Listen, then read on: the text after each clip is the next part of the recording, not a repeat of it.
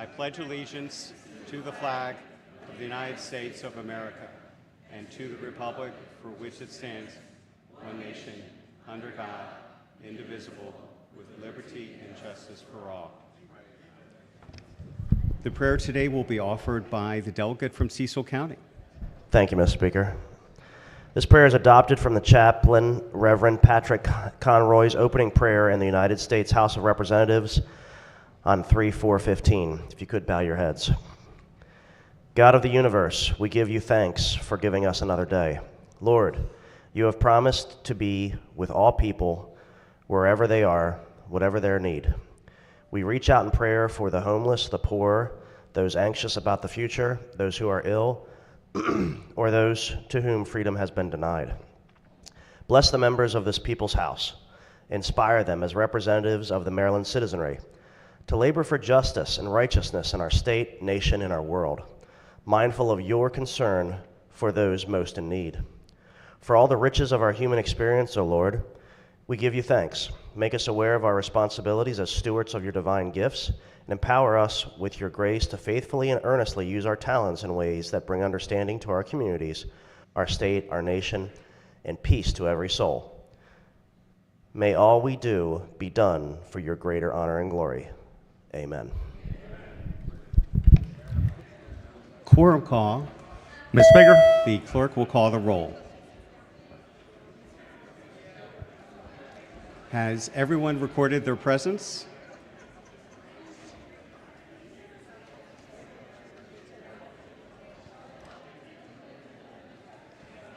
If so, the clerk will take the call. There being 119 members present, the House is now in session. Quiet, please. The clerk will read the journal from the previous day. Annapolis, Maryland, February 25th, 2025. Recognizing the Deputy Majority Leader. Thank you, Mr. Speaker. Move so much be considered the reading of the journal. So ordered. Petitions, memorials, and other papers.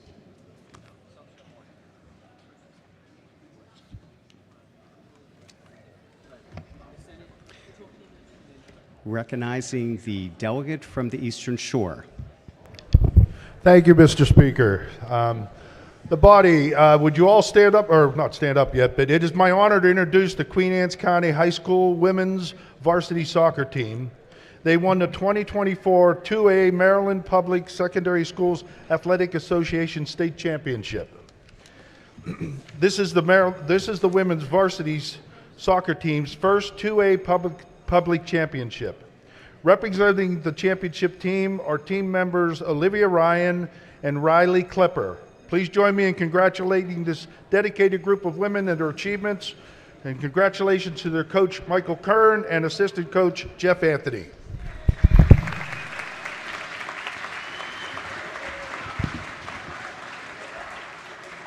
Will the reading clerk please read the resolution in full? Be it hereby known to all that the House of Delegates of Maryland offers its sincerest congratulations to the Queen Anne County High School women's varsity soccer team in recognition of your determination and teamwork in winning the 2024 2A Maryland Public Secondary Schools Athletic Association State Championship.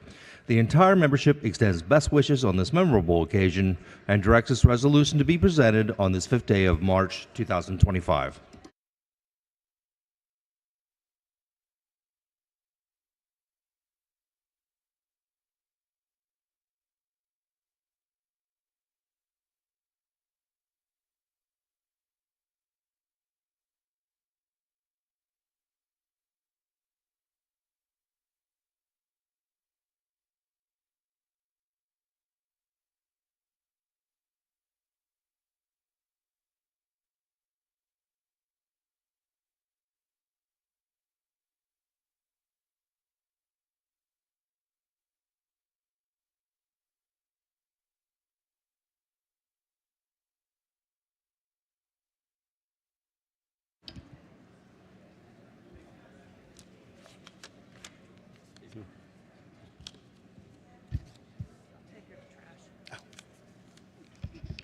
Recognizing the delegate from the Eastern Shore.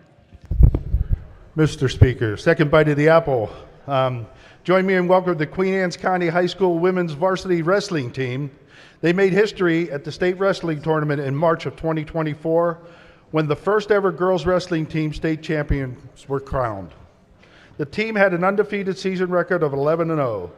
They were the Maverick Duel champions, won fourth place at Girls Beast of the East tournament, a tournament of 63 teams from across the United States. Girls Bayside Conference Championships, and honorable mention as a top 100 women's wrestling team in the United States by themat.com. Please join me in welcoming Kaylin Bryant and Addie Dickens as representing the championship team. Thank you, Mr. Speaker.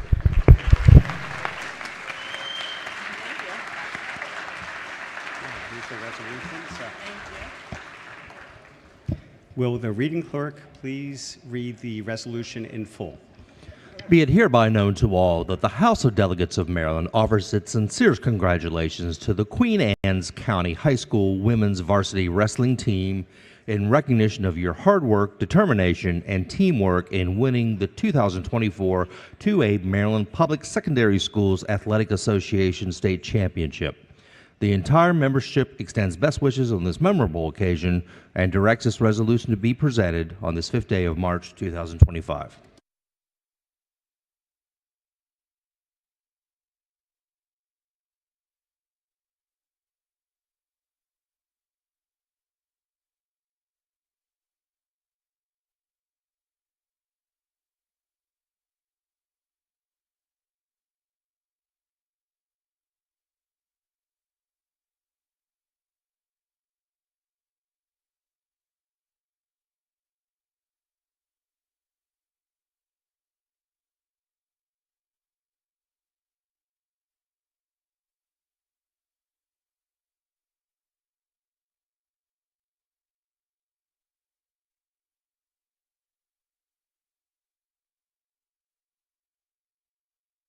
Right.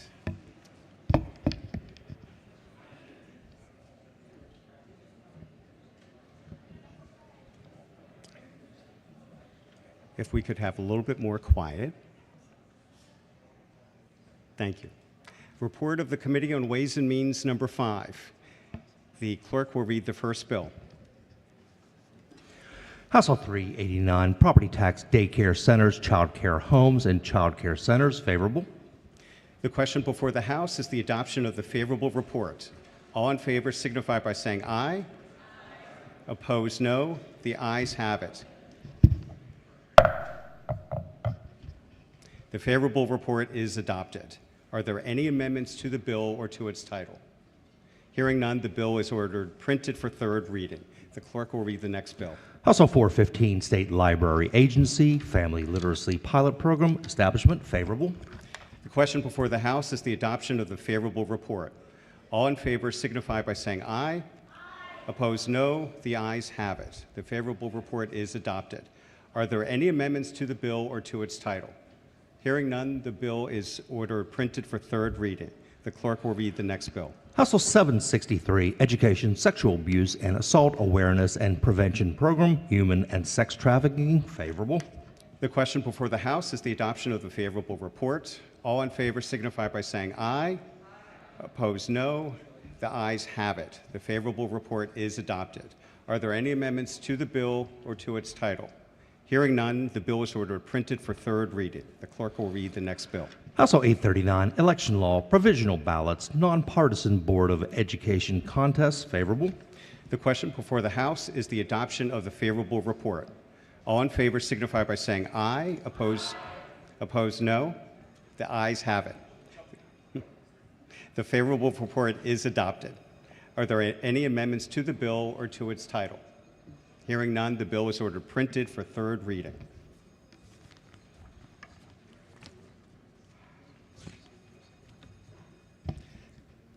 Report of the Committee on Ways and Means, report number 6. The clerk will read the first bill. House Bill 75, Election Law, Special Elections. Favorable amendments. Amendment number 1. Floor leader. Mr. Speaker, Yes, recognizing the floor leader. the amendments remove a provision of the bill that enables a local jurisdiction to remove a primary election from a special election. Move the committee amendments. The question before the House is the adoption of the amendment. All in favor signify by saying aye. Opposed, no. The ayes have it. The amendment is adopted. The question now is the adoption of the favorable report as amended. All in favor signify by saying aye. Opposed, no. The ayes have it. The favorable report is adopted. Are there any additional amendments to the bill or to its title? Hearing none, the bill is ordered printed for third reading. The clerk will read the next bill. House Bill 296, personal property tax exemption for low assessments, alterations. Favorable amendments. Amendment number 1. Recognizing the floor leader. Thank you, Mr. Speaker. The amendment is technical. Move the amendment. The question before the House is the adoption of the amendment. All in favor signify by saying aye. Opposed, no. The ayes have it. The amendment is adopted. The question now is the adoption of the favorable report as amended. All in favor signify by saying aye. Opposed, no. The ayes have it. The favorable report is adopted. Are there any additional amendments to the bill or to its title? Recognizing the minority whip. Thank you, Mr. Speaker. Would the floor leader rise? Good morning. Good morning. As amended, what does this bill do now? If I'm not mistaken, what this bill does is it's a technical amendment. There was a issue that needed to be changed in the code, so it just makes sure that the change that was done last year is reflected in the other part of the code. What was the change last year?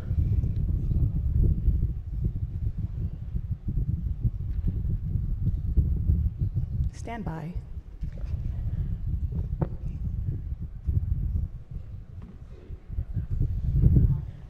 This allows them to audit people to make sure that they're qualified for a property tax exemption. Okay. So, as I understand it, and this is just for my clarification, so if you assert or affirm that you have personal property tax under $20,000, existing law is that the State Department of Taxation can't come and audit you or demand additional information, that they basically, kind of like our expense reports for legislators. You know, if we affirm that it's this, we don't have to provide receipts for daily, meals and such like that. So does this law as amended, or this bill as amended, does it change that to where now SDAT, even though you affirm that your personal property taxes or personal property is below $20,000, that this would change that to where SDAT could then require you to provide additional information? Or They would have to show documentation on request, just like anyone else would. okay, so this is an important bill for a lot of businesses throughout the state. Is that what you think? Okay, a all right. minor Thank you bill. for answering those questions. Yep. Okay, so I'll save the rest for third reader, but this is obviously a big change for small businesses throughout the state, as they no longer will just be able to affirm that they have personal property under $20,000. Now SDAT can actually come after them and require additional documentation, et cetera. So we'll save it for them. Thank you. Mr. Speaker. Yes, recognizing the delegate from Calvert County. Thank you, sir. I have a question also for the floor leader. Floor leader. Does this bill allow Thank for you. an Speaker. audit of the state? Is that what I heard? Because that was hard to hear. Sorry. So you file a personal property tax Yes, return it does.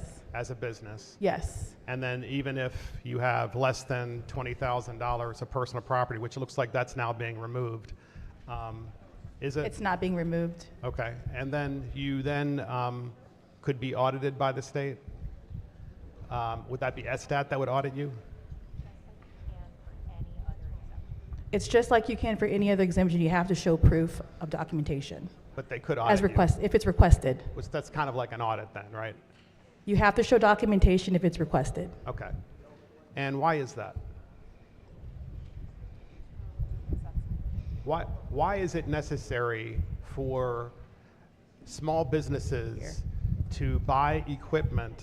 It's what we do for everything else, so we're subjecting businesses to any requirement that we would be subjected to or any other business would be subjected to. Understood. My question is, why is it that small businesses, when they buy equipment and pay 6% sales tax on that equipment and pay income tax on the money that they make from that equipment and pay payroll tax for the employees that operate the equipment, should, in addition to all of that, pay a business personal property tax every single year on that same equipment? Why is that a policy that is going to create, I don't know, job creators in the state? That's not on the bill. It is the bill, actually. So my question for you is how is this bill going to help job creators? This bill, what it does is it requires that if they are requested to, they must show documentation. That's all this bill does. Right, got it. Thank you. Recognizing the delegate from Anne Arundel County. Thank you, Mr. Speaker. Can the floor leader please rise for a couple questions? Floor leader. Thank you, Mr. Speaker. Thank you. I'm confused because it looks like we're adding more work to SSTAT now. I was just told last week that SSTAT is overworked, so we need an eye in the sky to do tax assessments. But now we're going to put yet another task on top of SSTAT to go back, and I think the delegate was asking a good question about the audit. You pay personal property tax in the state of Maryland as a small business every single year on every piece of equipment you have. So now SDOT's going to have that ability to go in and say, produce that receipt. This is the SSTAT requested bill. They requested this bill. They can already do this. So SDOT can already do that, and they can go back. Except in this one instance, they can already do what they requested in this bill. What's the one instance? This was the instance. Below 20,000. So the people that we exempted out because we felt like it was too onerous to put on small businesses that had less than $20,000 in real property tax. And the governor came in and we passed a bill that said if you're under 20,000, which is a lot of small businesses, you have the ability to be exempted because you have less than 20,000. Now what you're saying is, well, we don't even trust those people. We're going to go in and audit them. Is that correct? Sir, would you like to offer an amendment on the bill? No, I'm curious. I could, possibly. Who determines who gets audited is my point. SSTAT. Randomly? Yes. So SSTAT wants the power to audit whoever they wish. SSTAT is just verifying that Yeah. you could be asked to prove documentation, and that this is what this bill would do, is that you'd have to prove that documentation. Thank you, Delegate. I don't think I'll have an amendment, but I'll speak again on third reader. Thank you, Mr. Speaker. Are there any additional amendments to the bill or to its title? Hearing none, the bill is ordered printed for third reading. The clerk will read the next bill. House Bill 585, Property Tax Low Income Housing Tax Credit, Valuation of Property. Favorable amendments. Amendment number 1. Recognizing the floor leader. Thank you, Mr. Speaker. Move so much be considered the reading of the amendment. So ordered. The amendment, strike the bill as written and substitute a requirement that the Department of Housing and Community Development notify SSTAT when a property is granted the federal low-income housing tax credit. Move the amendment. The question before the House is the adoption of the amendment. All in favor signify by saying aye. Opposed, no. The ayes have it. The amendment is adopted. The question now is the adoption of the favorable report as amended. All in favor signify by saying aye. Opposed, no. The ayes have it. The favorable report is adopted. Are there any additional amendments to the bill or to its title? Yes. Recognizing the delegate from Baldwin County. Thank you, Mr. Speaker. Would the floor leader rise, please? Floor leader. Thank you, Mr. Speaker. Good morning. Good morning. Can you tell me again, it went too fast. Did you strike the whole bill and replace it with something else? Yes. Is that not forbidden in our rules? To strike a bill and replace it with something else? No, because it's on the same subject. It's on the same subject matter, what was stricken and replaced. Is the parliamentarian available? Yes. I yield to the parliamentarian. Recognizing the parliamentarian. Good morning. Good morning. So, do you have a question for me? Yes, the question I just asked, which I'm looking for in the rule book. There's a subject matter rule. Hold on, let me find that for you.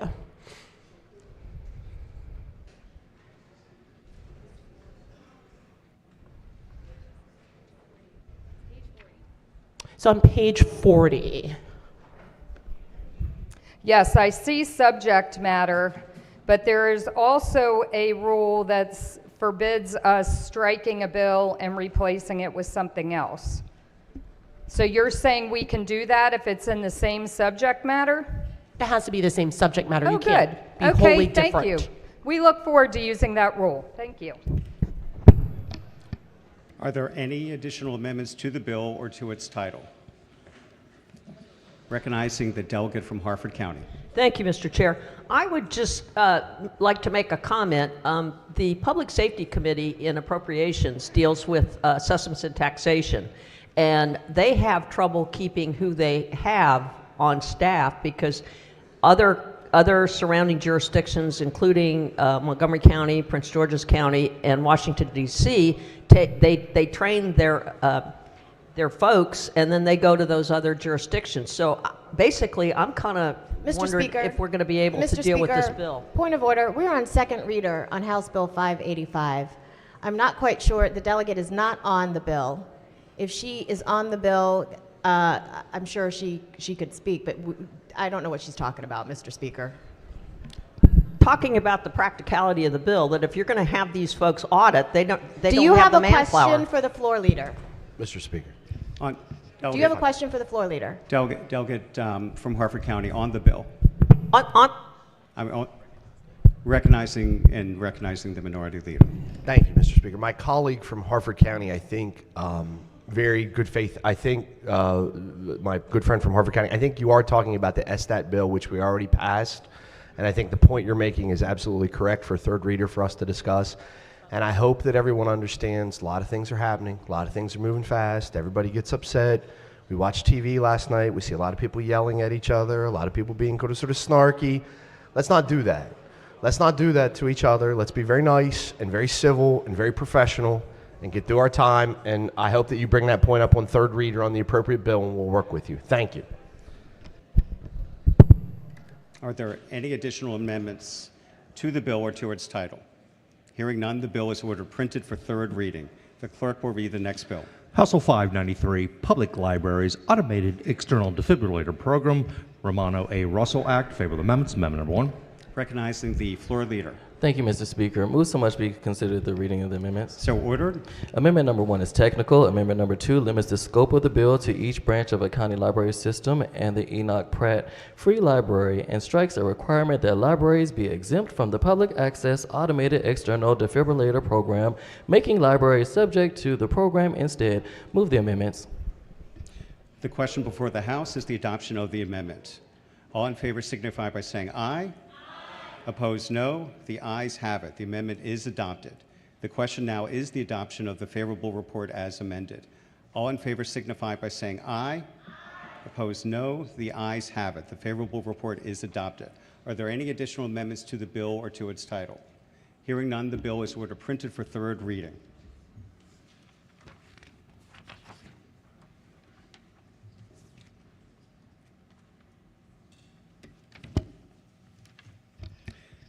Report of the Committee on Rules and Executive Nominations, Report A01. The clerk will read the executive nomination. The executive nominations, January the 8th, 2025. The governor, favorable. The question before the House is the adoption of the favorable report. The clerk will call the roll. Ms. Speaker. Has everyone recorded their vote? The clerk will take the call. There being 125 votes in the affirmative, the nominations are adopted.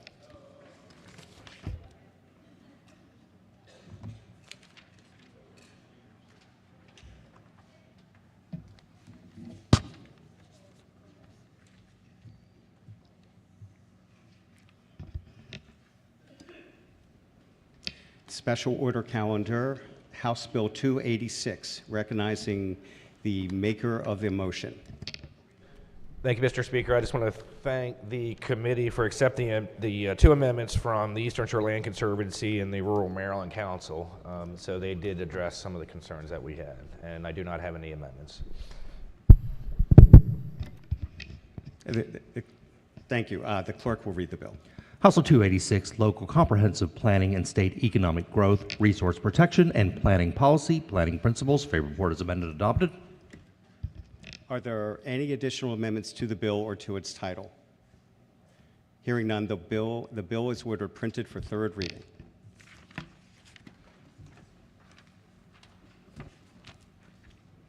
Special Order Calendar, House Bill 339. The clerk will read the bill.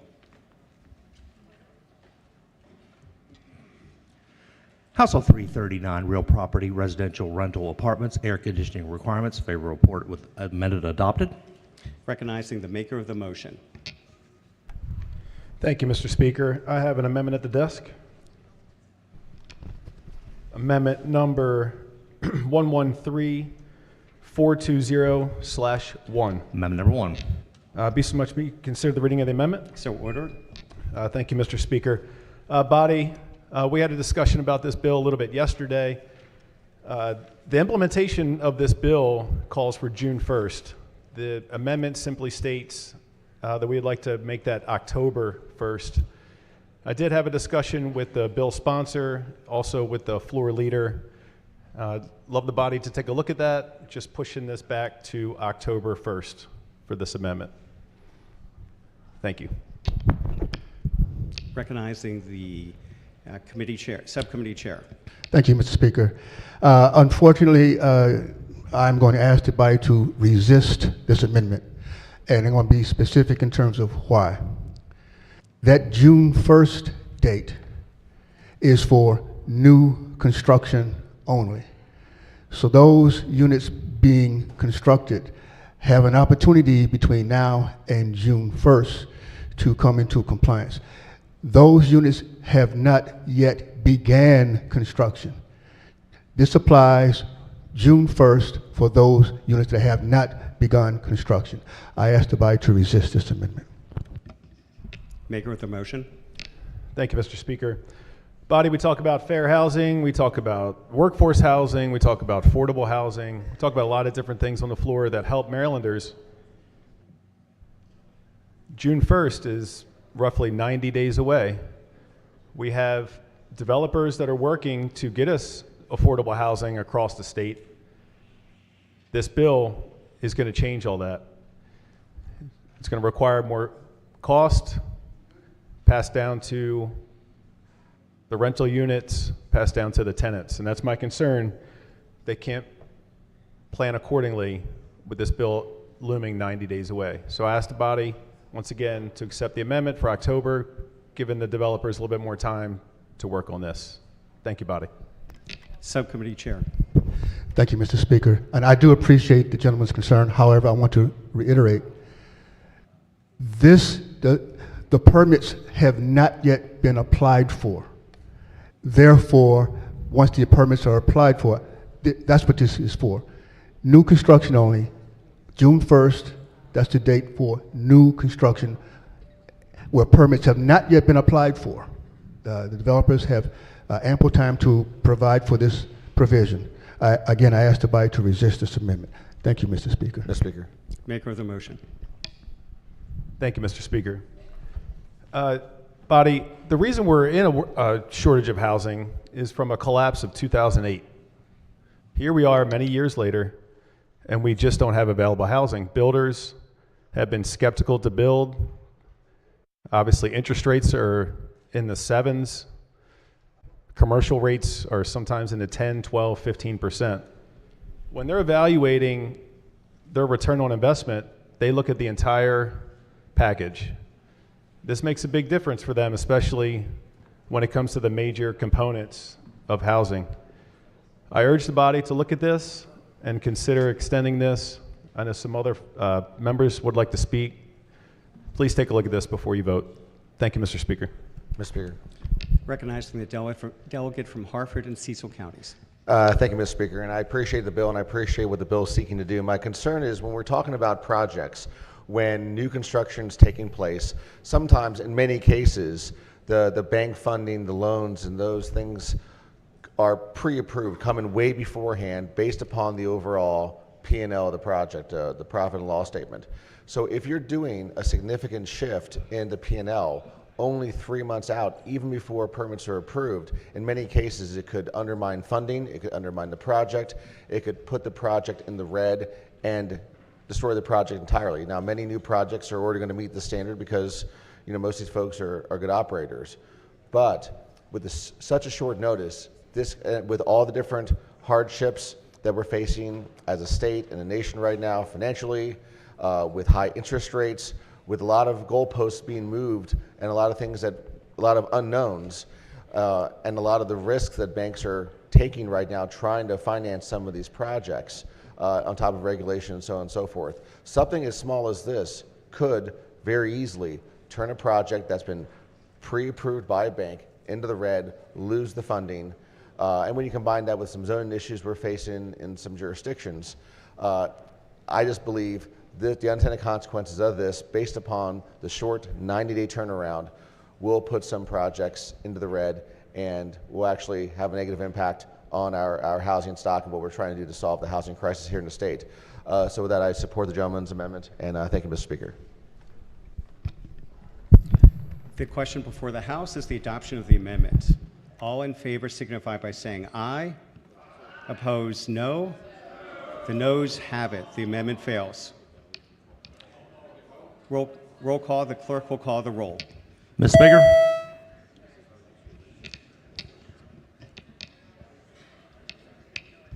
Has everyone recorded their votes? The clerk will take the call. There being 95 votes in the negative, the amendment fails. Mr. Speaker? Yes, recognizing the delegate from Baltimore County. Yes, I have an amendment at the desk, HB 0339/633. I'm sorry. Amendment number 633122/1. Waive the reading of the amendment. Amendment number 1. So ordered. This is pretty simple. Basically, as I read the bill, I was very concerned that it could be misunderstood that the landlord would be responsible for the utilities for the air conditioning. So all my language does is clarifies that the tenant would be responsible for the utilities for the air conditioning. I think this is good business. I'm just a plain old simple real estate broker in Dundalk. I've only been in business 40 years, and I like to do what's called preventive litigation, and that's what this amendment's for. Subcommittee Chair. Thank you, Mr. Speaker. Ladies and gentlemen, I'm going to ask you to resist this amendment. Number one, it's not really relevant to this particular issue here. Number two, as the gentleman knows, in the 28-page lease agreement that has already been put forth by the Realtors Association of Maryland, on this 28-page lease agreement that is already in production and being used by everyone in the state of Maryland, on this 28-page lease agreement, on page 13 of this lease agreement by the Maryland Realtors, it already has a position where you can identify what the landlord and the tenant pay for, and utilities and air conditioning is included in it. I ask you to resist this amendment, ladies and gentlemen. Maker of the amendment. I press this amendment. So I understand that we have boxes that we check off, but if you read the way this bill is written, it says the landlord. And I guarantee you there's one attorney in here that could probably make this turnaround that the landlord be responsible for the electricity. This is just clarifying language. I think it should be a friendly amendment. That's my opinion, but, I press the amendment and I would like, just like get this thing resolved. I just don't want to see anybody caught up in legalities. Thank you. Shh. Thank you. Question before the House is the adoption of the amendment. All in favor signify by saying aye. Opposed, no.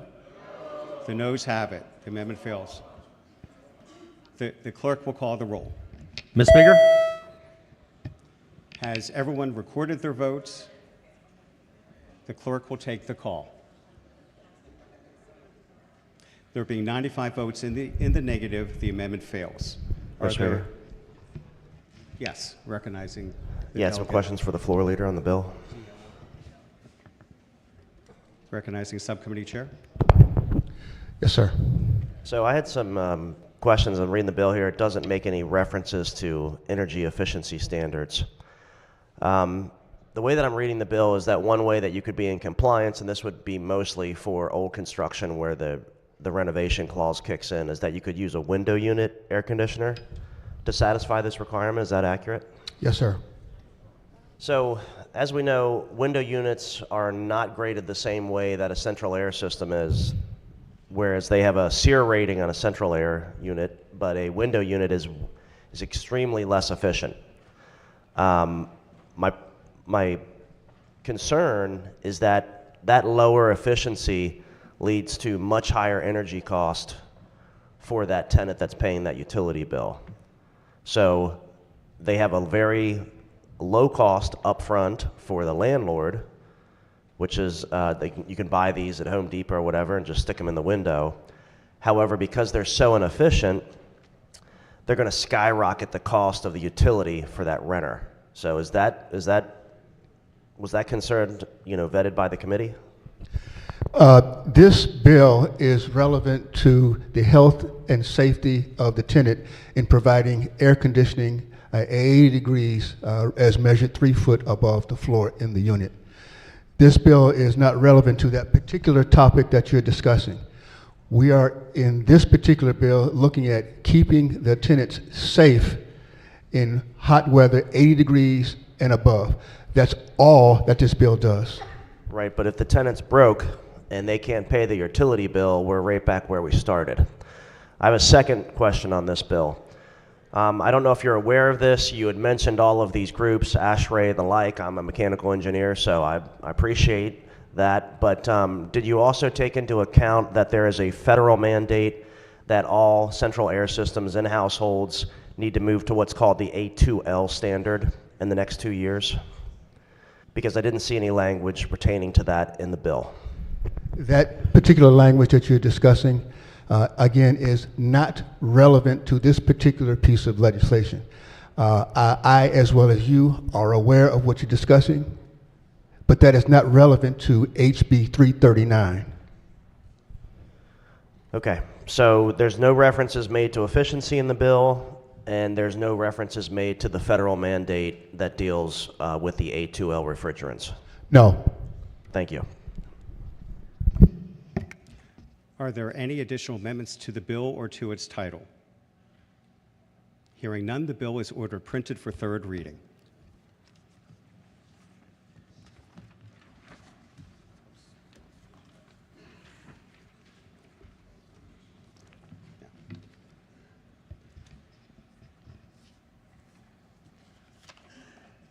Special Order Calendar, House Bill 504. The clerk will read the bill. House Bill 504, Excellence in Maryland Public Schools Act. Favorable report is amended and adopted. Recognizing the maker of the motion. Thank you, Mr. Speaker. Could we special order the bill to the end of the calendar? We're still waiting for one of our amendments. Recognizing the committee chair. End of the calendar. Question before the House is to special order House Bill 504 to the end of the calendar. All those in favor signify by saying aye. Opposed, no. The ayes have it. House Bill 504 has been special ordered until the end of the calendar.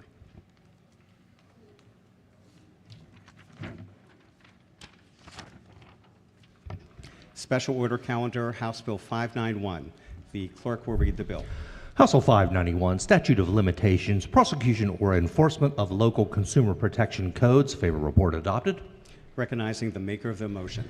Thank you, Mr. Speaker. I have an amendment at the desk, 923829/1. Amendment number 1. Move so much be considered the reading of the amendment. So ordered. Thank you, Mr. Speaker.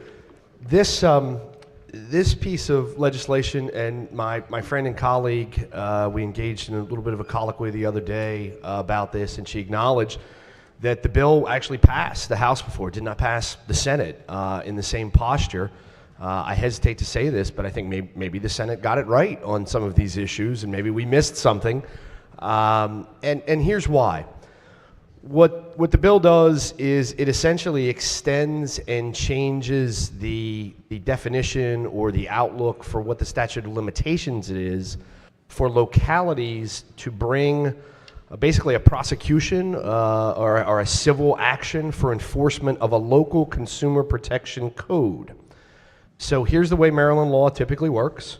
And it's right in the fiscal note. I'm not making this up. Under Section 5106 of the Courts and Judicial Proceedings article, a prosecution for a misdemeanor, so if they were charging someone with a misdemeanor, which is criminal in nature, this is simply code enforcement, must be initiated within 1 year after the offense is committed, after the actual event that precipitates the action occurs. And under Section 5107 of our existing law in the Courts and Judicial Proceedings, a prosecution or suit for a fine must be initiated again within 1 year after the offense was committed. This bill extends it to 3 years, and maybe that makes some sense. Maybe localities think that they need more time to explore these types of slightly more complex or complicated consumer protection actions. I'll be bluntly honest, I don't think the vast majority of our counties are filing consumer protection code violations. I think it's probably a handful of some of the larger counties that have larger legal staffs and do these kind of things. But to me, more importantly, and this is the heart of what the amendment does, not only are we taking it from 1 year to 3 years, but we're changing the standard in the law to say now that it's not from when the alleged perpetrator actually did something that the statute of limitations runs, it's from when the locality knew or should have known. So the locality can now come in and say, it's basically taking and putting it on almost a negligence standard and saying, hey, we didn't really know that you violated this. You created this consumer protection violation allegedly, and we just didn't catch it. We didn't know about it. We figured it out a few years later, and now we have 3 years from whenever we figure it out. So it could stretch for a very, very long time that a locality could come back and bring this suit. And I'll close simply by saying this. We're not making this up. I think everyone, if you really think about it, knows this. Maryland is a tough place to do business. It's one of the reasons why our population is stagnant, why our revenues are stagnant, why our business economy is stagnant. It's a tough place to do business, and maybe there's some good reasons for that. But I know that so many of the people in this room spend time talking to people from other states. You have friends that are in legislatures in Virginia and Pennsylvania and New Jersey and New York and maybe even Texas and Florida and places like that. And they'll all probably tell you that Maryland is viewed as a very, very tough place to do business. We have a lot of laws. We have a lot of regulations. We have a lot of layers of government. And again, maybe there's some value to that. But what the amendment does is it puts this particular type of action in conformity with everything else in the Courts and Judicial Proceedings article. You've got 1 year. Actually, that's not even what the amendment does. We're going to give you 3 years, but it's from when the offense is committed, not from when the locality says, well, it was committed 5 years ago, but we didn't figure it out. We couldn't figure it out until 3 years ago, and now we have time to sue. That's all it does, is we think it puts it in conformity with everything else basically that we do within this realm of litigation, and it provides some certainty for business actors as to how they'll be treated under the system. Thank you, Mr. Speaker. Recognizing the floor leader. Thank you, Mr. Speaker. And thank you for sharing the amendment. I appreciate it. And I would just point out a few things. One is we did consider that language in committee and chose not to adopt it, and I want to explain why. So consumer protection actions, the entity that is violating the law typically does not do so overtly. So these are hidden fees or defectively installed products. So the date of discovery is really important because the consumer may not know about it until much later after the violation occurred. So it is not an appropriate standard for a consumer protection violation. Under tort law generally, and as recognized by the Maryland Supreme Court, the standard in tort laws is knew or reasonably should have known. So if you file a consumer protection action privately in Maryland, that is the standard, knew or reasonably should have known. It is the standard that we have codified for all enforcement actions, civil and criminal, brought by the Maryland Department of the Environment, knew or reasonably should have known. It is the standard at the federal level for federal consumer protection violations brought by the FTC is actual notice, so it's even more favorable for the government. It's actual discovery. It does not include the reasonably should have known, which gives the entity that's committed the violation a chance to argue that in fact the government was on notice. So I would urge this body to reject the amendment. This is consistent with law that we have codified. It's consistent with case law recognized by the Maryland Supreme Court, and it's consistent with federal law. Thank you so much. Maker of the motion. Very briefly, Mr. Speaker, I appreciate that, but again, it comes down to this. Government gets to make the rules, and the rules always favor government. That is a fact of life. The government makes the rules, and the rules always favor the government, always. They never favor the little guy. They never favor the small business. They never favor the private actor. The rules always favor the government. And that's what we're doing here. We're taking another situation where for years and years and years we've had these types of actions or the ability for these actions, and we've lived under the 1-year statute of limitations. I'm not even complaining that you're extending that to 3. We've lived under the general rule as articulated in the Courts and Judicial Proceedings article of from when the violation was committed. Somebody somewhere in one of your counties figured out, oh no, I don't get to pursue my action. I don't get to file my suit because I didn't commit under the law. I was maybe kicked out of court, or I thought I was going to be kicked out of court, and that's why we're here. Because if that didn't happen, we wouldn't need a bill. If it was working fine and everybody was doing it, we wouldn't need a bill. Somebody in government didn't do the laws how we had it set up, and somebody in government didn't get their pound of flesh, and we're here with a bill to give more people more bites at the apple. My colleague from Baltimore City has absolutely explained a lot of the law perfectly correctly. My position is, quite simply, we keep bending over backward to give more government regulators more bites at the apple so that the little guy never can rely upon the law as established. If the government loses, we just change the law to make sure that they win. And that, I think, is at the heart of the argument. I move the chamber to consider the amendment subject to further debate. Thank you, Mr. Speaker. The question before the House is the adoption of the amendment. All in favor signify by saying aye. Opposed, no. The noes have it. The amendment fails. The clerk will call the roll. Mr. Speaker? Has everyone recorded their votes? The clerk will take the call. There being 95 votes in the negative, the amendment fails.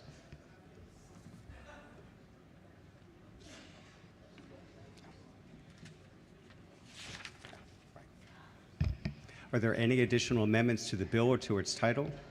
Hearing none, the bill is ordered printed for third reading.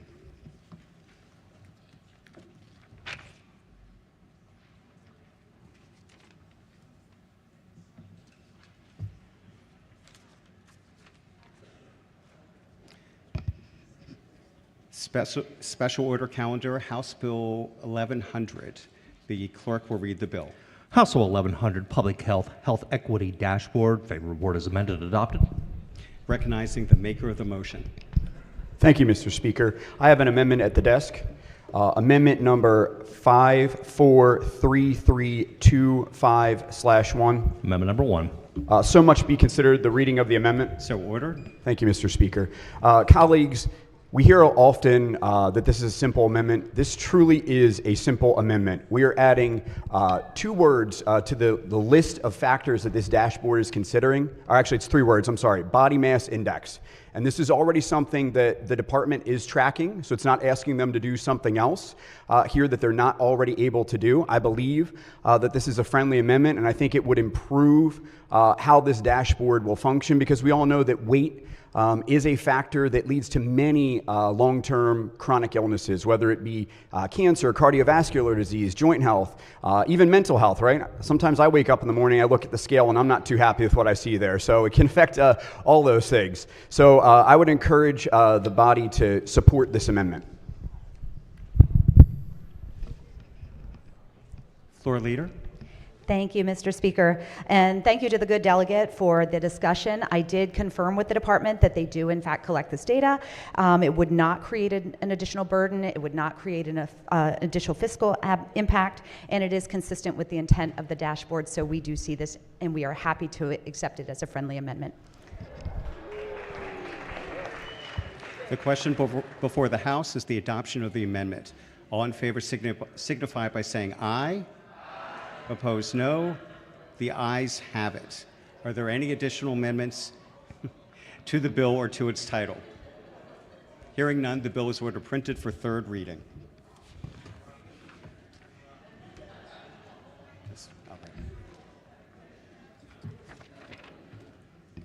Special order calendar 1424. The clerk will read the bill.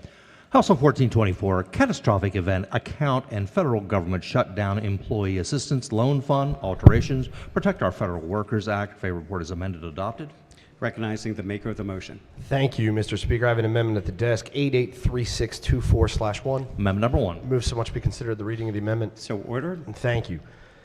We're going to talk about a lot of things today. We're moving things around, as you can tell. I know for many members of the majority party, you don't really have to request amendments to come on the floor, and we have to do that, and sometimes the amendments don't always get here in exactly the way and the timing that we'd all love it to be that way. So we're moving some things around. This, on most of the calendars was toward the end of the day. But this is a really important bill, and it's a really important issue. I'll briefly explain what the amendment does, and then we'll talk a little bit about the merits of it. What the amendment does is it would essentially remove the powers granted to the Attorney General under this bill to bring lawsuits against the federal government on behalf of essentially private individuals who lost their job because of a policy decision or budgetary decision by not a collateral. I'd love to say collateral, but let's be bluntly honest, by a superior branch of government. The federal government is superior to state government under our definitions of federalism, and we have no more control over their budget procedures than they have over ours, other than the fact of this. Maryland has become a ward of the federal government. We are their orphan child. Our budgets are completely reliant, or largely reliant, upon their largesse.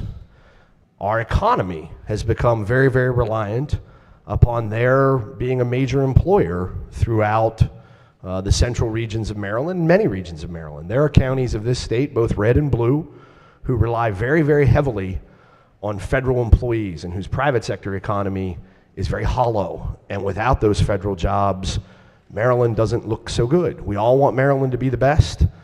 If we had the same level of federal jobs that someone has in, say, Ohio or Oklahoma or Oregon, we would not look very good under almost any set of metrics.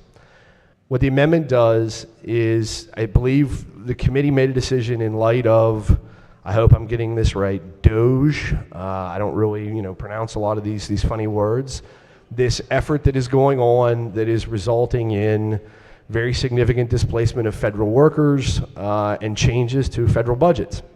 The committee made a decision and said, we're going to give the Attorney General of our state specific authority to go out and sue the federal government that says, hey, I was a worker at NOAA or FDA or NIH or wherever it was, I'm a Maryland resident. I'm not sure even under the bill, I'm a Maryland resident, but my job might have been in DC. My job might have been in Virginia. I might commute to work every day, so my actual place of employment was potentially not the state of Maryland. I think that's a potential flaw in the bill. But we're going to give the Attorney General the ability to go sue on behalf of those people, not on behalf of the state. So everything else that we have the Attorney General do, by and large, is on behalf of the state. And the relief being requested is on behalf of the 6.2, 6.3 million people in the state.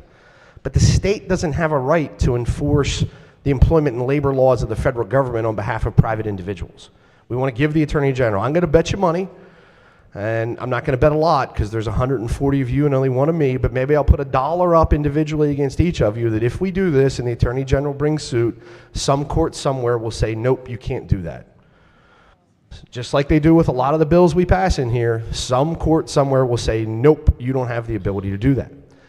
And so what the amendment does is it strips that portion of it out, that portion that was added in response to what's going on in Washington and what has a particular effect on us. And then it also strips out the additional money, $1.5 million, that was added by the committee to the original bill and the original purposes of the bill from my friend, the sponsor, who I think the original purposes of the bill was to provide some temporary relief from state funds of people who had suffered this situation, who had lost their jobs, perhaps in many cases through no fault of their own. If we don't get our budget house in order, we're going to be probably laying off state workers in this state too. Your municipalities are going to be laying off people. Your counties are going to be laying off people. It's not through their fault. It's through the reality that our economy doesn't support the budget to pay for them. And so I think that the original intent of the bill was to provide those people some measure of short-term relief, akin almost to a bonus unemployment payment or a little bit of a safety net for them. But the bill was then modified through the process to create this Attorney General lawsuit factory and to fund it to $1.5 million. We have a $67, I think, roughly $1 billion overall budget. $1.5 million is a rounding error in the context of that money. But I want each of you, if you're paying attention at all, to think about this. How hard do you have to work as an elected member of the Maryland General Assembly to get $1.5 million for a project of need in your jurisdiction. Now, if you're my good friend from Prince George's County, and I mean this, you maybe don't have to work that hard for the 1.5 million. But for many of us, he's looking at me like 1.5 million, hold on. But for many of us, I want you to think about how difficult it is to move $1.5 million around on ledgers and get it to even out. But we're going to give it to the Attorney General. And what I would say in closing about this amendment is this. I'm an attorney. My friend's an attorney. Lots of people in this room are attorneys to one degree or another. And I will tell you one thing about attorneys. We multiply like flies. There are so many attorneys in Washington, D.C. You think government is what Washington, D.C. does? That's not what Washington, D.C. does. Washington, D.C. does lawyers and law firms. They are everywhere. You go down there this weekend to, take your spouse out for dinner, walk down the street and see all the names of all the law firms on all the buildings everywhere. There are plenty of lawyers who will take these people's cases if they have merit.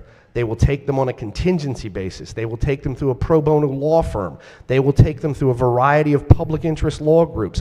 These people will not be unrepresented if their cases have merit if we don't give $1.5 million of our taxpayer money and let Attorney General Brown file the suits on his own and likely going to be found out it's not going to work. He's taking your constituents' money to get a private cause of action, a private relief from them. What do they want? They want their job back, or they want paid. They want to get paid because they got fired and they said I got terminated inappropriately. It's not money coming back into our general fund. It's money that would go to them. And so that's what the amendment does. It's a very important issue. People get very heated about what's going on in Washington and the particular effect it has on us. I hope that we can all recognize, as the governor of the state of Maryland has recognized, we've got to stop being a ward of the federal government.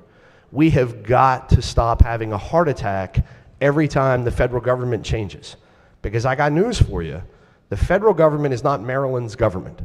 People in Oklahoma and Ohio and Oregon and Texas and Florida and Minnesota, they all get to vote for the federal government too.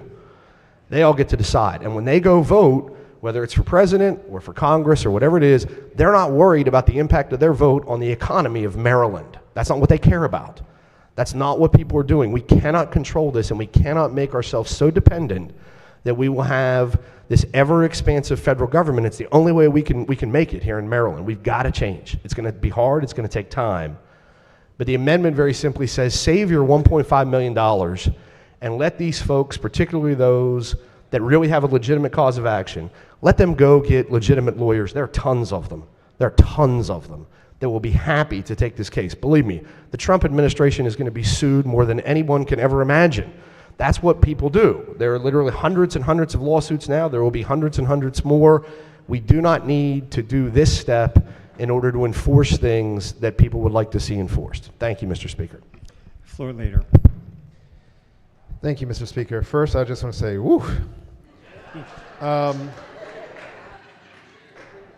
I feel like that was the announcement for a congressional campaign or something, pledging loyalty to somebody in the White House. First, I want to say you're absolutely right. We are fighting to protect your constituents and everyone's constituents in this state, regardless if they're in the Eastern Shore, in Southern Maryland, in the far reaches of Western Maryland, with Deep Creek, where many of us like to vacation and take our families. We value every one of them, regardless if they are a citizen in private employment or if they're a citizen in public employment. You're absolutely right. We are fighting on our front foot. What this amendment does is that it says that Maryland's going to fight with our arms behind our back. We intend to fight on our front foot. It's a matter of time. I'm not an attorney, so I leave that to my colleagues who are. But by allowing our Attorney General to be able to sue on behalf, maybe we can get stays, and maybe we can get victories for our citizens, like what just happened with the Supreme Court and the contractors for USAID earlier today, which is critically important, many of which are our constituents. These folks are not, unlike, I think, the comparison that was made yesterday with the paper mill, which I researched, by the way, and the state did provide a lot of help to. These folks are not being fired because of poor performance. These folks are not being fired because they work for a company that unfortunately lost ground in a global market. These are people who a new sheriff came to town and said, we no longer deem you worthy To be clear, these are public servants, which means that we follow laws. There was no law that abolished their departments or their agencies. There was no, Office of Inspector General report showing fraud or abuse of any sort. This is just someone coming in and saying that they don't matter anymore. And you're right, we are right next to DC. And a lot of our economy is uniquely tied to what happens there, both through the workforce and the contracts, which is actually, you're helping to prove my point on why the Attorney General needs to have these powers to protect our workforce. I don't know if you saw this, but a number of federal leases were just put up for sale. I saw one for the Urbana Corporate Center in Frederick that was put up for sale. I imagine the federal workers who are at that facility are about to be laid off. Or the Maud Towson Federal Building in Wacomico. I imagine notices are going to those federal workers over there as well. This is not a I-95 corridor issue. This is a Maryland issue. And I urge my colleagues to reject this amendment because doing so would neuter us, and I intend to have us fight on our front foot. Thank you. Minority Whip. Thank you, Mr. Speaker, and always good to see my fellow whip there get up a few times during session. So I noticed something in the bill, and this is the reason why I'm in support of this amendment, is that this is an emergency bill, and it says 6 months, goes back 6 months. Trump has been in office 6 weeks. So we got a bill here that is going to, for Joe Biden's mistakes and people laid off or moved around or this is that, this bill allows those people to have the AG sue on their behalf too. So I mean, if this bill is part of the stick it to Trump agenda, then why are we allowing people that work for Joe Biden to have the AG sue on their behalf? I mean, it's a 6-month bill. It's an emergency bill. I can do the math. So for those reasons, I'm going to be supporting this amendment. I don't think we should spend the rest of session sticking it to the federal government. We should focus on Maryland's business. Thank you. Floor Leader. Great point. The bill also says it's based off of people who are laid off from January 1 of this year moving forward for 6 months. So it doesn't go into really the past administration at all. But I don't know if you were reading any headlines, Joe Biden wasn't firing massive amounts of people. This bill ultimately, at the end of the day, is about us protecting Marylanders. And just to be clear, I hear a lot of concern from the floor leaders. I don't know if this actually reflects the position of the entire minority party, but everything I'm standing up to say, my chair is standing on, our leadership is standing on, is about protecting our workers, our citizens all across the state. I have not heard you all stand up once to talk about how you are going to stand up for the workers in your districts. I got it. Particularly the federal ones.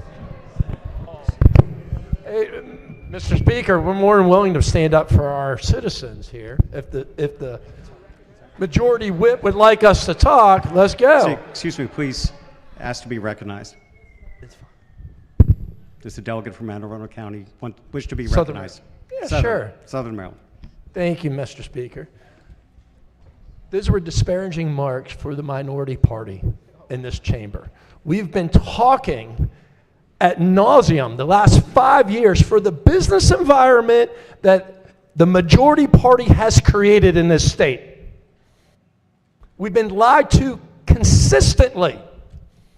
We were told that crime reform, police reform, no cash bail bond. Definitely not on the bill at this point. Well, I'm addressing his comments. Mr. Speaker. We were told that there's all these reform packages and everything that we've been pushed through this chamber has an economic impact on it. Delegate, I'm going to recognize the minority leader. Thank you, Mr. Speaker. What I would encourage us is this, and my God, I mean this from the bottom of my soul. I love my friend from Prince George's County. He's a good man. When he said it sounded like a speech at Congress, there's a lot of people in this room who want to be in Congress. I'm looking you right in the eye. It ain't me. I look at what's going on down there, and I'd rather jump off the top of this dome than take $171,000 to go to Washington, D.C. and yell at each other all day long and treat each other like crap and turn everything into viciousness about stuff. My goodness. what I am saying, and will say it until sine die, because you're going to keep pushing that narrative, and I get it. I am not here to defend the President of the United States. It's not my job. I'm not in Congress. I have my thoughts about what he does and what he doesn't do, and some things are really good, and some things I'm like, I don't know. And you're not here to represent your political positions in Washington, D.C. We cannot overcome the federal government. We cannot overcome the federal government. You are not going to stop the federal government through the operations of a state of 6 million people. I don't care. I know many of you I worked in Washington, D.C. I like Washington, D.C. quite a bit. I went to college in the D.C. metro area.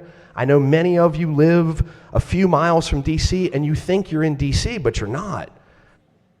We're on the amendment and we're on the bill, but here's what I will say. If you want to engage in lengthy partisan debate about the nature of the country, we'll be here every day.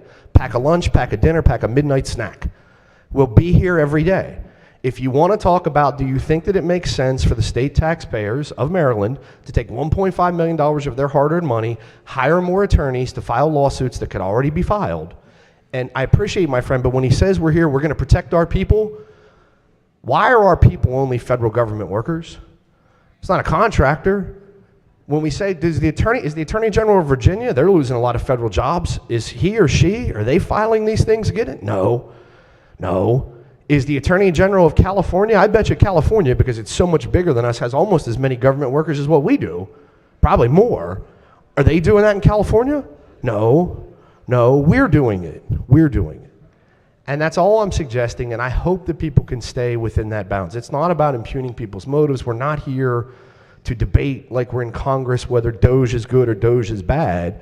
What I'm talking about is you're wasting $1.5 million to file lawsuits that probably won't go anywhere. And if they do go somewhere, they'll be done by other attorneys who will do it without taking our taxpayer money.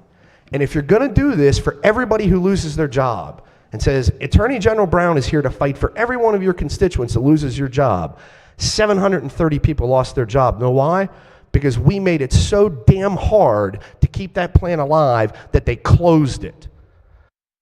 You have less empathy for them than you do for people. Those federal government workers, they didn't lose their job because they did anything wrong. They lost their job because they're in an industry, the federal government, that is trillions of dollars in debt and is going to lose everything. That's why we're here. If the federal government was running a $50 billion surplus or $1 trillion surplus every year, everybody would be like, cool, things are great. Could you imagine in the state of Maryland if we had $1 trillion debt and everybody was like, we're just going to hire more workers. Nobody gets fired. We can't do that here. This man, I sit in front of him, and I know how stressed out he is worrying about cutting things and cutting jobs and cutting programs because we don't have the damn money. But in D.C., we just print the money. We just make it up. So I encourage us to try to stay on those issues. We are not the federal government. My friend from Prince George's County believes firmly that we need to do this. I respect that, but I hope that each of you cast your votes on your conscience of, is it worth taking $1.5 million of your folks' money to file lawsuits that will otherwise be filed by other people over politics? Thank you. Floor leader. Thank you, Mr. Speaker. First, I will start to my colleagues. Any colleague here who felt that I was offensive, I apologize to you. I was speaking on the amendment because a lot of the power of this bill is based on us adding this language to give the Attorney General the ability to fight on behalf of our workers. And yes, I am passionate about that, right? I have data here, which I'm not going to go into because I think some would feel is incendiary, of how many federal W-2s we have by county, okay? I'm not going to do that. What I'm going to say, though, is we've heard the amendment. We have a ideological difference. This bill is not actually about responding or dictating what Washington does. This is about our message to the people of Maryland on how we're going to show up for them. And we are empowering our Attorney General to show up for Marylanders because this affects a lot of our economy. And frankly, these layoffs are going to exacerbate the issues we have with our budget that our appropriations chair and everyone else here knows a whole lot about. So colleagues, to not lengthen this, I strongly urge you reject this amendment. and stick with the committee and our work product. Thank you very much. Recognizing the delegate from the Eastern Shore. Thank you, Mr. Speaker. And let me just say to the majority whip, I'm not offended. You know, we're here to debate and be honest about the issues and get to solutions. Win-wins come from friction. I don't have a problem with that. I live in Wicomico County. I heard your testimony on that. I also understand the maker of the amendment and what's going on. I'm going to make a political statement. This bill is reactionary.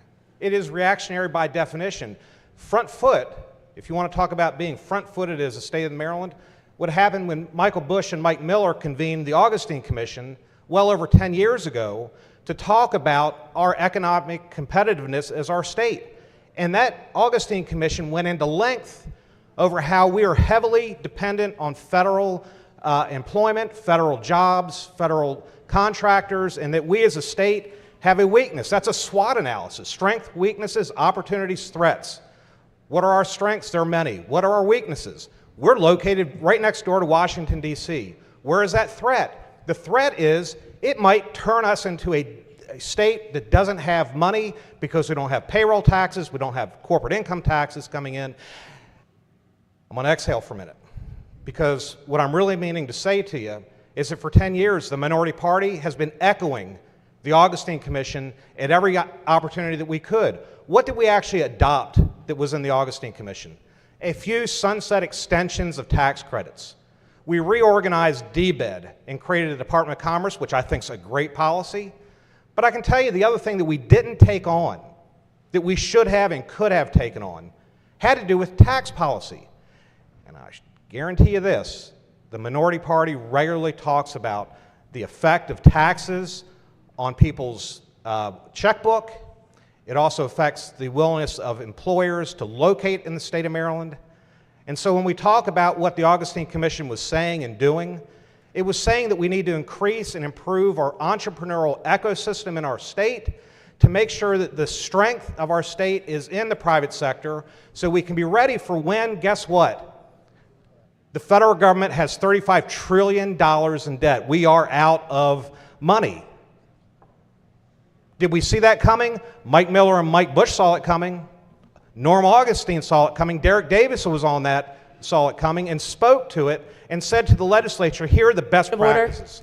Here are the things that we need to do. This is Mr. Speaker, this is a reactive bill. We must debate the amendment, please, sir. Please, debate on the amendment. Okay, well, I'm making a very good political statement. I'm doing it with respect, and I'll complete my conversation quickly for your benefit. That we as a state have to make sure that we are not going about things the wrong way, and this bill does it the wrong way. It is as reactionary as you could possibly imagine. This is not front foot. We had 10 years to get in front of this, and we did not do that.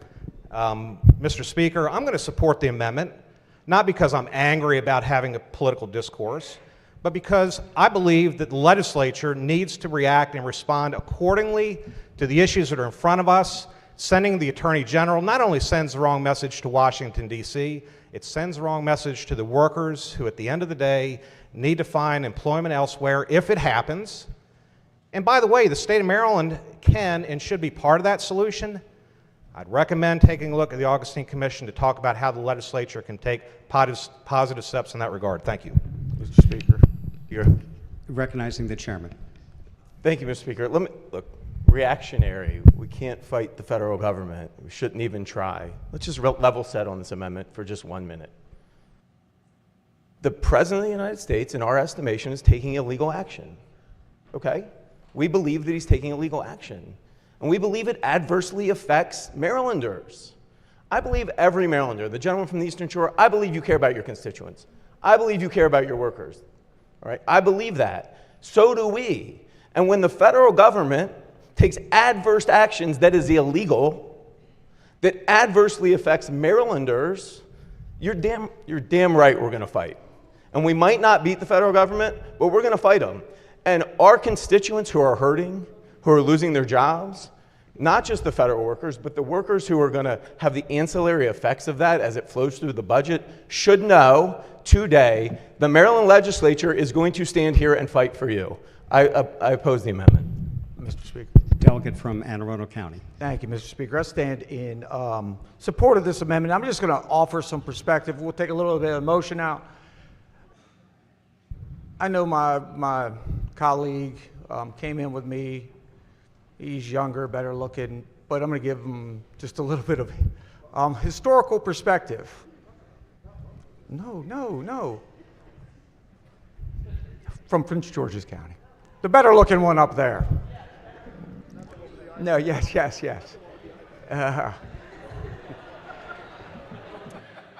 There was a president, I think we got it figured out now. Back in my day, his name was Bill Clinton. Bill Clinton reduced the federal workforce by 377,000 employees through what was called the National Partnership for Reinventing Government. Most of it came after 1994 when there was a revolution and the Republicans came into Congress for the first time in decades, and they knew we need to hit a reset. We are spending way more than we are producing, and that was a tiny fraction of where we are right now. None of us, I promise you, in my district, there's more NSA employees in my district than any other district in this state. I care about my employees.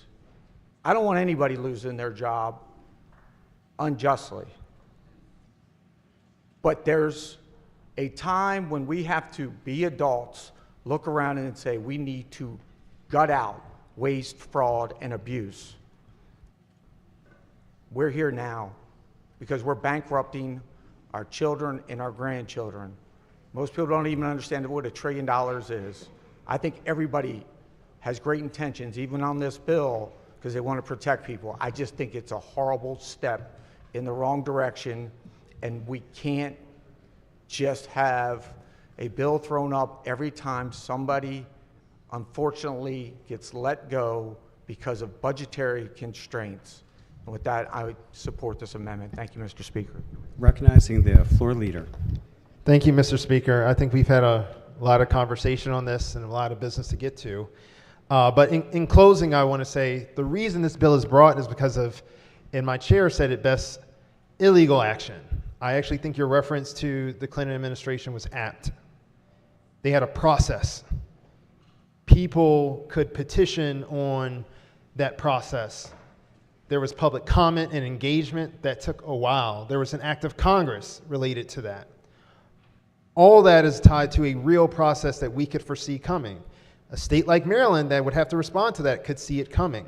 We now have to respond to this. So instead of waiting until the layoffs come, the hope, and this is why we are rejecting, I'm asking my colleagues to reject the amendment, is to give our Attorney General the authority, also by making an emergency bill, to try to stop some of this before the pain, because we know a lot of it is illegal, and the courts will ultimately bear it out one way or the other. So, colleagues, thank you guys for bearing us up. Bearing us out and hearing us out. We plan to stand with these federal workers in our state. Thank you, Mr. Speaker. The question before the House is the adoption of the amendment. All in favor signify by saying aye. Opposed, no. The noes have it. The amendment fails.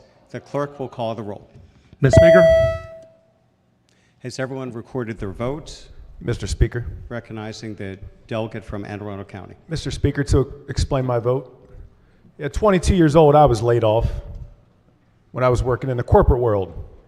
I did not have the Attorney General there to fight for me. One of the best things that ever happened to me that day, because it allowed me to fight for myself and go on with my life and my career in a different way, in a different path. I think this is a good amendment.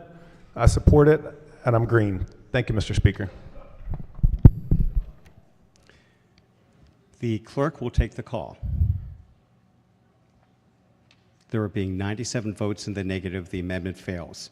Are there any additional amendments to the bill or to its title?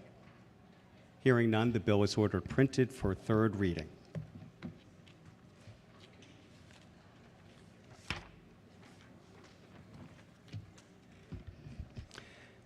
Special Order Calendar, House Bill 1380. The clerk will read the bill.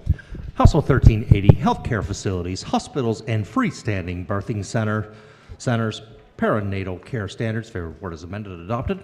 Recognizing the maker of the motion. Thank you, Mr. Speaker. I have an amendment at the desk. It is amendment number 263328-1. Amendment number 1. Move so much be considered the reading of the amendment. So ordered. Thank you. I would like to start with talking about, with the floor leader, I'd like to start with talking with the floor leader a little bit about the second part of the amendment. We were able to have a little bit of a brief discussion, and I wanted to let the body know why it was so important to me to have that in this amendment and to talk about it, because it is a simple amendment to make sure that in creating the regulations on perinatal care requirements, that the Department of Health also includes palliative perinatal care, which is a specialty. Mandating palliative care as part of the perinatal care ensures that families facing the devastating reality of a life-limiting fetal diagnosis or miscarriage or lose their baby receive comprehensive and compassionate support. So this amendment would codify that. But we were having a discussion where you were letting me know that some of those have already being looked at. So could you let the body know? Absolutely, and thank you very much. Floor leader. Thank you, Mr. Speaker. Thank you, Delegate, first of all, for the thoughtfulness of the amendment and for taking the time to share it with me and the committee and for having the discussion. So yes, when we received the amendment, I did reach out to the health department, and they are actually in conversation right now about how to make sure that this is included. It's an important point, and we don't need the amendment, but thank you. Excellent. Okay, thank you very much. And that's the first part of the amendment, or the second part of the amendment. The first part of the amendment, and I've also been going back and forth because of our discussion that we were having about this amendment, and I am so glad that they are looking at the palliative care, and I really appreciate you reaching out and making sure that's happening. So I want to first talk about, because anytime we talk about any kind of reproductive health, usually we try to go down a hole. So I want to talk about what it is not, okay? So this amendment does not seek to limit abortion access or put any barriers in the way. 75% of Maryland, over 75% of Maryland citizens voted for a constitutional amendment on reproductive freedom. That's not what this is about. This amendment does not attempt to dictate the standards of perinatal care. The health department creates the regulations.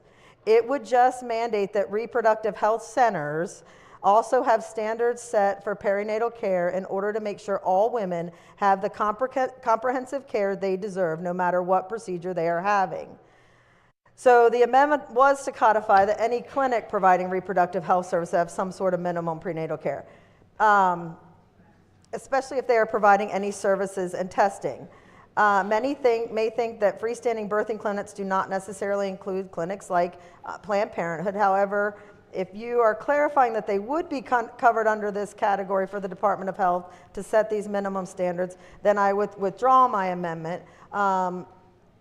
As it's written, it does say reproductive health care providers, and I have more thoughts on that in a minute, but I understand the difference between the clinic and the individual provider. So if you could speak to that. Sure, thank you. So as I read the amendment, it talks about reproductive health care providers does not include a hospital regulated under the title or freestanding birthing center. And this bill is actually about hospitals and freestanding birthing centers. Any clinic, private practice or whatever, those services are either being provided or if there's a need for them to be provided, let's say in an emergency situation, as the second part of the bill anticipates. If it's an emergency situation, that child's going to be transferred to a hospital where these regulations would already be in place and the support for the mother and the child would come from that hospital. So again, that part's not needed either. Right, and I understand that, and I understand you appreciate you having the discussion, and I was sitting here thinking as we were talking about that, perinatal encompasses more than it's usually a year before, about a year before, 12 months before even, so prenatal all the way to 18 to 24 months afterward. And where that can be a big factor right now is when we're talking about postpartum depression or perinatal depression. And perinatal depression can actually happen while you are pregnant. It can happen even after you have an abortion. You can have depressive episodes, and we really need to make sure that these perinatal standards and services, and again, I'm not setting them. It could be at a provider level. You could have the hospital level, the clinic level, and then also having a provider or a standalone reproductive health clinic. I am not setting or mandate anything about that. But I think we do need to have some kind of perinatal standards, because especially about the perinatal postpartum mental health, it affects 10 to 20% of women, and it has grown, it has doubled since 2010. And I'm very concerned as far as this issue that we're making sure that all providers, many of them go undiagnosed, and they can become suicidal, and it is devastating. And a lot of times, even in reproductive practices, even with their OBGYN, they don't know the signs, or they don't know to talk about the signs. So a minimum standard of that should be included with this. Yes, and again, I think the committee certainly looks at this full range of maternal and fetal health. As you said, we've extended some coverage and other kinds of things. It's not this bill, but we are certainly very focused on making sure that mothers from a year before time of conception, anticipating all the way through at least a year after, getting the kinds of supports that they need, this amendment's not needed. Thank you. Thank you. And I actually am going to go ahead. I was again debating. I'm going to go ahead and press the amendment. It's because I feel that this issue is so important that it needs to be added on to and looked at as far as reproductive health care providers. Even as it's written, I can stand behind that, in that this issue is so important that we need to make sure those standards are being held for, no matter if they are speaking at their doctor's office where they are having procedures done, whether they are at a Planned Parenthood clinic or a CareNet clinic, or whether they're in the freestanding birthing clinic or the hospital. So I appreciate our discussion, and I understand that, but that's why I'm going to go ahead and press the amendment, because it's very important to me for the comprehensive health of women. Mr. Speaker. Floor leader? Yes, colleagues, I'll ask you to reject the amendment, number one, because this is not the right vehicle. Number two, it's because it's not necessary and we're addressing it through other legislative methods. Recognizing the delegate from Harford County. Thank you, Mr. Speaker. I just have a question for the floor leader on the, sorry, not the floor leader, I apologize, for the maker of the amendment. I just want to make sure I understand what it does. So if I followed this, I think, and you just correct me if I'm wrong, I think what you're trying to have ensured is that women, regardless of whether or not they lose a baby through sort of more natural means, a miscarriage, a stillbirth, or whether they have an abortion, would all have access to mental health care. Is that the goal of this? That is one of the goals of that. That is one of the important things that just has really become a priority. My good friend from Carroll County and I have been actually talking about this and working on these issues since this summer, and it's really important to us that anytime you have comprehensive women's reproductive health care, that we are addressing all of the issues, and every single woman deserves these standards of care. Yeah, we had a beautiful speech a couple years ago by former Delegate Cham, who talked about the struggles that she had after an abortion and how she needed mental health care treatment, and it was important for her as well. So I just wanted to highlight that, and thank you for the amendment. I'll be green on it. Delegate from Carroll County. Thank you, Mr. Speaker. And I just rise in support of my good friend from Frederick. I understand that you guys don't like our amendments and you don't want to put them in the vehicle. I think that a lot of what we do and a lot of our intention should be put in the writing of the legislation so that it gives it importance and so that it's followed up on. And I just don't see the harm in adding this language so that we are ensuring good care for all of the women in our state. You know, we talked about all the workers of the state and all the federal workers of the state. This is for all women in the state. And regardless of what happened in that particular situation, a lot of times there's shame and there's fear, and a lot of times medical situations are ignored. And I just don't see the harm in codifying that in this legislation so that we ensure that the health department and all the other work that you are already doing is done and followed up on. So I just pressed the amendment because I don't see any harm that it would cause. Floor leader. Thank you, Mr. Speaker. And let me be clear, I have not questioned and would never question the sincerity with which this amendment is offered. And I respect that. And I'm still going to ask our colleagues to reject the amendment. Thank you, Mr. Speaker. Recognizing the chair of the committee. Thank you. Thank you, Mr. Speaker, and good morning. I apologize for my voice. The committee has done a lot on maternal health.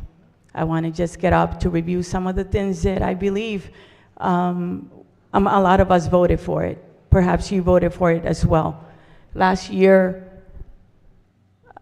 there was a bill, House Bill 1051. It was the Maternal Health Assessment, Referral, and Reporting Program. It was titled Maryland Maternal Health Act of 2024. That bill, which we voted for in this body and it passed and is the law, required a lot of what you got up and asked for. The committee is very mindful of the need of the moms, once they give birth, and depression. Some of the legislation that we have passed, for example, is to require that people have Medicaid, right after a year after they give birth, because it's so important. We require that the hospitals follow up within 48 hours with the patients as well. You're going to get an opportunity to vote on a bill, and I hope you vote on it. It's House Bill, I believe, 170, that is coming to the body, that is an HSCRC bill where they received money from the federal government and the state to do a lot of these programs for maternal health. It will be on the floor this week, next week, and you'll get to vote on it, and it does exactly what you're asking. We have been very intentional when it comes to maternal health. One of the reasons is because, for example, black women die at a rate 4 times higher than white women. We also are very mindful to have the maternal review board as well in the state. It is an issue that has been a priority for us. I don't have a whole list of all the bills, but I can give it to you so you see all the time and funds that we have provided. Your amendment, with all due respect, is not needed because the committee has done a lot and continues to do it every session. So thank you so much for the courtesy. The question before the House is the adoption of the amendment. All in favor signify by saying aye. Aye. Opposed, no. Roll call. The clerk will call the roll. Ms. Speaker? Has everyone recorded their vote? The clerk will take the call. There being 97 votes in the negative, the amendment fails. Are there any additional amendments to the bill or to its title? Hearing none, the bill is ordered printed for third reading.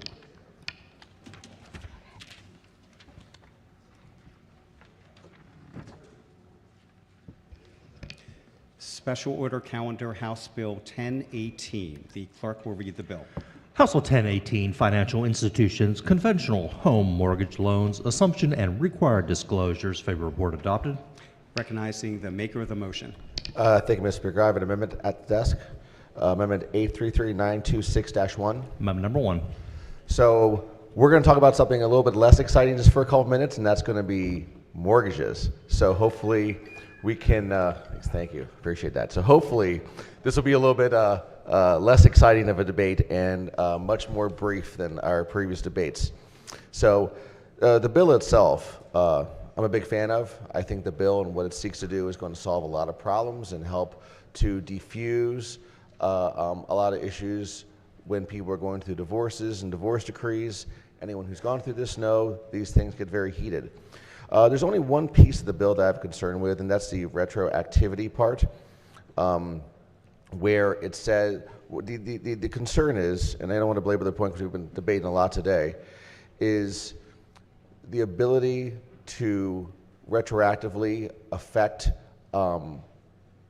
mortgage clauses in the past where the mortgage clause, the mortgage contract actually says the mortgage may not be assigned or prevents the assignment.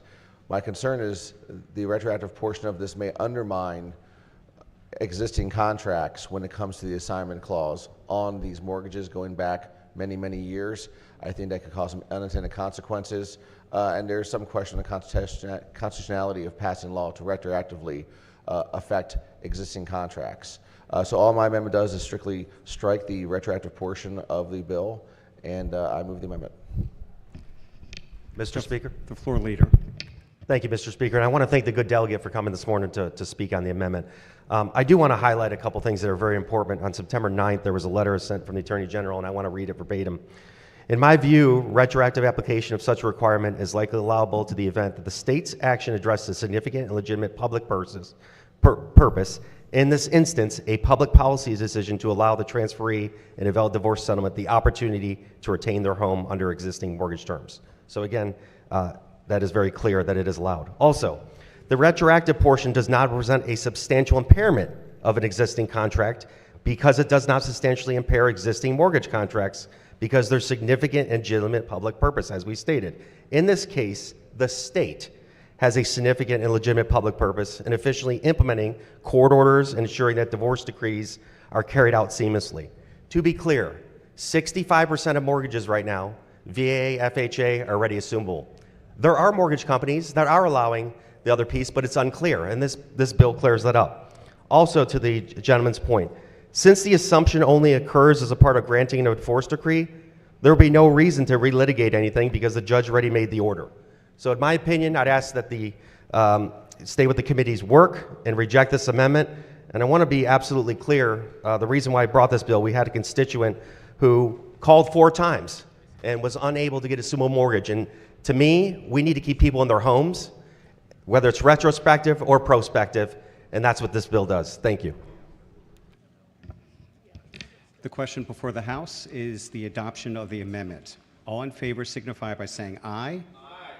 Opposed, no. The clerk will call the roll. Ms. Speaker? Has everyone recorded their votes? The clerk will take the call. There being 96 votes in the negative, the amendment fails. Are there any additional amendments to the bill or to its title? Hearing none, the bill is ordered printed for third reading.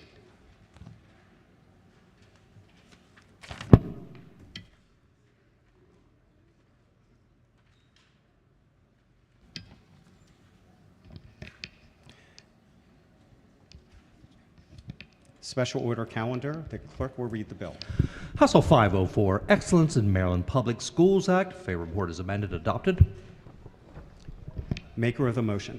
Thank you, Mr. Speaker. I have an amendment at the desk. It's 123026/1. Amendment number 1. Be so much considered the reading of the amendment. So ordered. Thank you, Mr. Speaker. Briefly, and then I'd ask the full leader to rise for a couple of questions. What the bill does is it adopts the governor's bill and speaks directly and specifically to collaborative time and the concerns the governor had in his letter of concern or letter of support for his own bill. It wasn't a letter of concern, but for the purpose of dealing with a couple different things. But if the full leader could rise for a couple of questions. Committee chair. Okay. Yeah, I mean, the only question I had really is yesterday you and I were talking fiscal note because I was asking before I special ordered. So under the committee's amendment, the fiscal note actually goes up by the same amount that the governor was trying to save. Is that the best way to put it? Just inverse. Right. So on page 5 of the page 5 of the fiscal note goes to what the nature of the cuts were. I mean, or actually what you were restoring, which is the required LEA collaborative time. And what I was hearing, Mr. Floor Leader, is that in many of our districts, this $163 that's under current law is important because it's a funding mechanism that's per pupil. And I would just ask you, is that the committee's position on the collaborative time? We're talking about money for the most part? No. Here's what the committee did on collaborative time. The committee decided not to strike and cut the foundation formula, which includes collaborative time.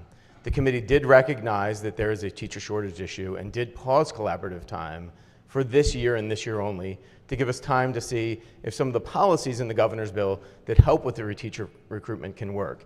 In the meantime, cutting the foundation formula portion of the collaborative time we felt was ill-advised based on what we heard from our LEAs and our superintendents, who told us cutting foundation formula, the bedrock, the foundation, literally, of education in the middle of their budget cycle while they're creating their budget would create real harm to them. So we did pause collaborative time. We did continue to fund the foundation formula for this next year while we continue to look at collaborative time for all the reasons I stated. Okay, thank you, Mr. Floor Leader. So I'm going to talk a bit on the bill. I obviously was concerned yesterday about the fiscal impact of, well, Kerwin, blueprint, whatever we want to call it, and for the purpose of me standing up is to say that it's always right and always appropriate to defend the taxpayer. And so globally, what concerns I would have, and I think that the governor echoes the same sort of concerns when the bill comes forward, is that the citizens of the state of Maryland, surely with the budget that we're in and the condition we're in, needs to think very seriously and thoughtfully about what we're spending money on, what is the net effect of those policies as we move forward in the legislative session. And what I'll say is, I'll read right from the governor. It's sort of, you've got an Eastern Shore Republican. If we're looking for friction, this isn't where it is. I am aligning with and agreeing with the governor on his bill as unamended. But he's saying that right now we have an estimated 12 to 15,000 additional teachers that are needed to meet the blueprint's requirement. And I don't know that 1 year is going to solve the shortfall of the number of educators. So when you read MSEA's position on the bill and why they supported the bill with amendments, which basically is to say we don't like the fact that the governor wanted to put off the collaborative time for 4 years, is to say that we as the teachers union want to make sure that teachers are out of the classroom for 40% of the time. Now I'm using my own phraseology because I guess that means the teachers are spending 60% of the time in the classroom, but understand that what this means is that teachers are spending less time in the classroom, which means there's less education that's happening. You may agree or disagree on the reason why collaborative time exists, and I would say that most here probably agree with the principle of having more education, more collaborative teacher-to-teacher engagement so they can improve the quality of the education that they are giving to the children. But at the end of the day, it takes more teachers. You can't, and the governor says in the letter, say we're going to force collaborative time requirements on these boards of education, and at the same time acknowledge that we are short tens of thousands of teachers throughout the state. So what what my amendment is doing, okay, because that's the question that's going to come up pretty quickly if I don't get to it, is to say that we as the amendment maker, but many of us, are resonating and understand what a statewide elected official would be concerned about when he or she is bringing forward a budget. And when it comes to a bill like this, I think that it's responsible to say that there are policies that we should consider in the economic environment that we're in. Don't lose sight of the fact that when we passed Kerwin in 2019 and earlier, because we were working on it, this happened before COVID. And so now we as a state are having to live under the world that's much different, okay, much different. And even if it wasn't different, I think that most of the funding mandates and responsibilities coming forward would have been difficult at best for the legislature. But we are listening to the teachers union that says we want it all and we want it now. We want the things that you promised back in 2019 and 2020. And the legislature, I think, with all due respect to the Appropriations Committee, is trying very hard to do what I think the teachers want, is to be able to help do the best job they can to deliver results to our students. I would please encourage the legislature to understand that there is a financial impact of this particular collaborative time. It's not incremental, it's not small, it is a substantial change and additional responsibility that's going to have to come from somewhere sooner rather than later. And if what I understand is true is that we got a budget problem this year, but 3 years down the road it might be $7 billion in shortfall, taxes probably aren't going to even cover it. And I think most of the counties, in closing, Mr. Speaker, on the amendment, I'd ask it to be moved, is that we understand generally that there are coming unfunded mandates down to the county to deliver some of these blueprint obligations. The state sees, with all due respect, and I've said it before, what's going on with assessments. I'm not going to lie to you. I get many of those assessments myself, which is money that goes to the counties. It's already spent, apparently. I mean, it's already going to be money that we are going to spend and force the counties to spend, and I'm just going to tell you that that is going to be problematic for most counties moving forward as they're trying to deliver their services. So, Mr. Speaker, I would move the amendment, and within the tenor of our dialogue and discourse today, consider this as a friendly Eastern Shore Republican amendment who's aligning with your state's majority party's governor. Move the amendment. Committee Chair. Well, you are a friendly Eastern Shore Republican, but I'm not sure your amendment is friendly. Look, this is not all the amendment does, right? This collab time thing is not all the amendment does. First line of the amendment, strike the Appropriations Committee amendments in their entirety. So you might think maybe I'm going to oppose that. It also strikes the governor's bill in its entirety. And so it's hard to say that you're aligned with the governor when you're striking his entire bill in its entirety.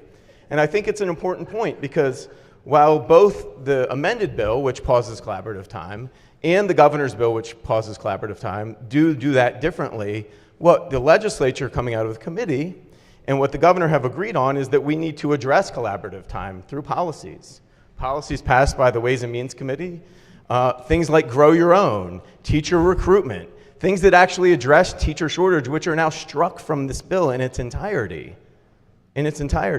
So we think the better course on collaborative time is the course that the Appropriations Committee has taken in consultation and work with our governor, and I think we are in line with the governor's position on that, and so I urge a red vote on this amendment. Maker of the amendment. Thank you, Mr. Speaker, and thank you for your kind opposition to the amendment, Mr. Floor Leader and Committee Chair. Your predecessor and I had a debate back in 2019, and I've got the transcript of it. It's a fascinating conversation that I'm trying to have, which is things were different in 2019 than they are today. And back then, I was concerned, and many in the Republican Party were concerned about how much are we got to raise taxes to pay for Quorum and Blueprint. And in 2019, this was the bill. It was the blueprint for Maryland's future. And in that exchange, I will say, much differently put here on this amendment than on the bill, is that the fear-mongering that comes through the lens of tax increases are coming and that we're not going to be able to fund this and those sort of things, that manifests itself in that debate, and that we can't, according to the prior appropriations chair testimony back then, we can't hold future legislatures accountable for decisions that we're making today. That was the point they were making. Here's my counterpoint that I made in 2019, and I'll make it here today by literally reading a small part of my response to the person, to Maggie McIntosh. My goodness, she's not with us anymore, thank the world ever. So what I was saying is it's fine that we are calling tax increases and fee increases fear-mongering, call it what you want, but what we're saying is a policy that decisions we make today affect our budget and our condition as a state as we deliver services to our constituents in years coming forward. We can be smart about education spending, but we can also be smart about our tax policy and spending policy as we're doing the same thing. And there are other things I said there, but please listen to what I'm saying if I'm saying anything. And that is that anybody in the legislature today knows and understands that education spending is a huge percentage of our budget. It is much of the money that we spend as a state and counties, and that the budget implications of not taking aggressive action when required can lead to future exacerbations of budget problems down the road. Your DLS, our DLS, has already said that in 2 or 3 years we're going to be in a budget crisis of some magnitude more than where we are today, and the conclusion generally is we can't do that with just tax increases. There's going to have to be cuts somewhere, and all I'm saying in this amendment is I'm saying that we need to stand by the taxpayers. We need to stand by and say to them that we understand the condition that the state's in our budget cycle this year, and that while we have priorities, and education is the top among those priorities, let's agree, that we also need to be accountable and responsible for delivering a balanced budget, that we are spending their money wisely. I'm only going to make one slight political comment here. Martin O'Malley and Anthony Brown did a lot of tax increases, did a lot of fee increases to fund government. They took a lot of money from the counties to help the general fund through its time. I believe that the governor probably has seen what is possible from a political standpoint when we don't spend taxpayers' money wisely and when we don't take seriously budget crises when they are presented to us. My amendment is trying its best to recognize and respect the governor's priority on the most important part from a fiscal standpoint on his bill, which is collaborative time is practically unworkable in a budget setting, and we should be supporting the governor's position on that. Thank you. The question before the House is the adoption of the amendments. All in favor signify by saying aye. Aye. Opposed, no. The clerk will call the roll. Ms. Speaker? Has everyone recorded their vote? The clerk will take the call. There being 98 votes in the negative, the amendment fails. Are there any additional amendments to the bill or to its title? Recognizing the delegate from Anne Arundel County. Thank you, Mr. Speaker. I have an amendment at the desk. It is amendment number 793326. Amendment number 1. Move so much be considered the reading of the amendment. So ordered. So the amendment is to establish a waiver for LEAs whose class sizes will exceed a 1:30 teacher-student ratio as a result of the compensatory education formula. So basically what this is the goal is to have the local education authorities or school boards to give them the authority to address class sizes that reach or exceed 30 or more students. For them to use their discretion to ensure that resources are effectively allocated and provided to teachers and students while complying with the blueprint mandates. So, Mr. Speaker, I move the amendment. Committee Chair. Thank you, Mr. Speaker. And thank you for the amendment. I know we both just got it recently and we've tried to digest it. I think this amendment is very problematic for a number of reasons. As I read this amendment, it allows you to take comp ed money. So this is money specifically designed by the Quorum administration to go to poor students. And it was designed that way because our Supreme Court has said that our Constitution requires adequate spending on every student in this state. So it's going to snatch up this poor student comp money, and it's going to send it wherever the LEA may want to send it, to maybe poor schools and maybe not poor schools, because of class size. That flies in the face of everything that this education reform stands for. So, I think the other problem with this is that it flies in the face of the Quorum administration, or the Quorum Commission, and the Blueprint's design of money follows the student.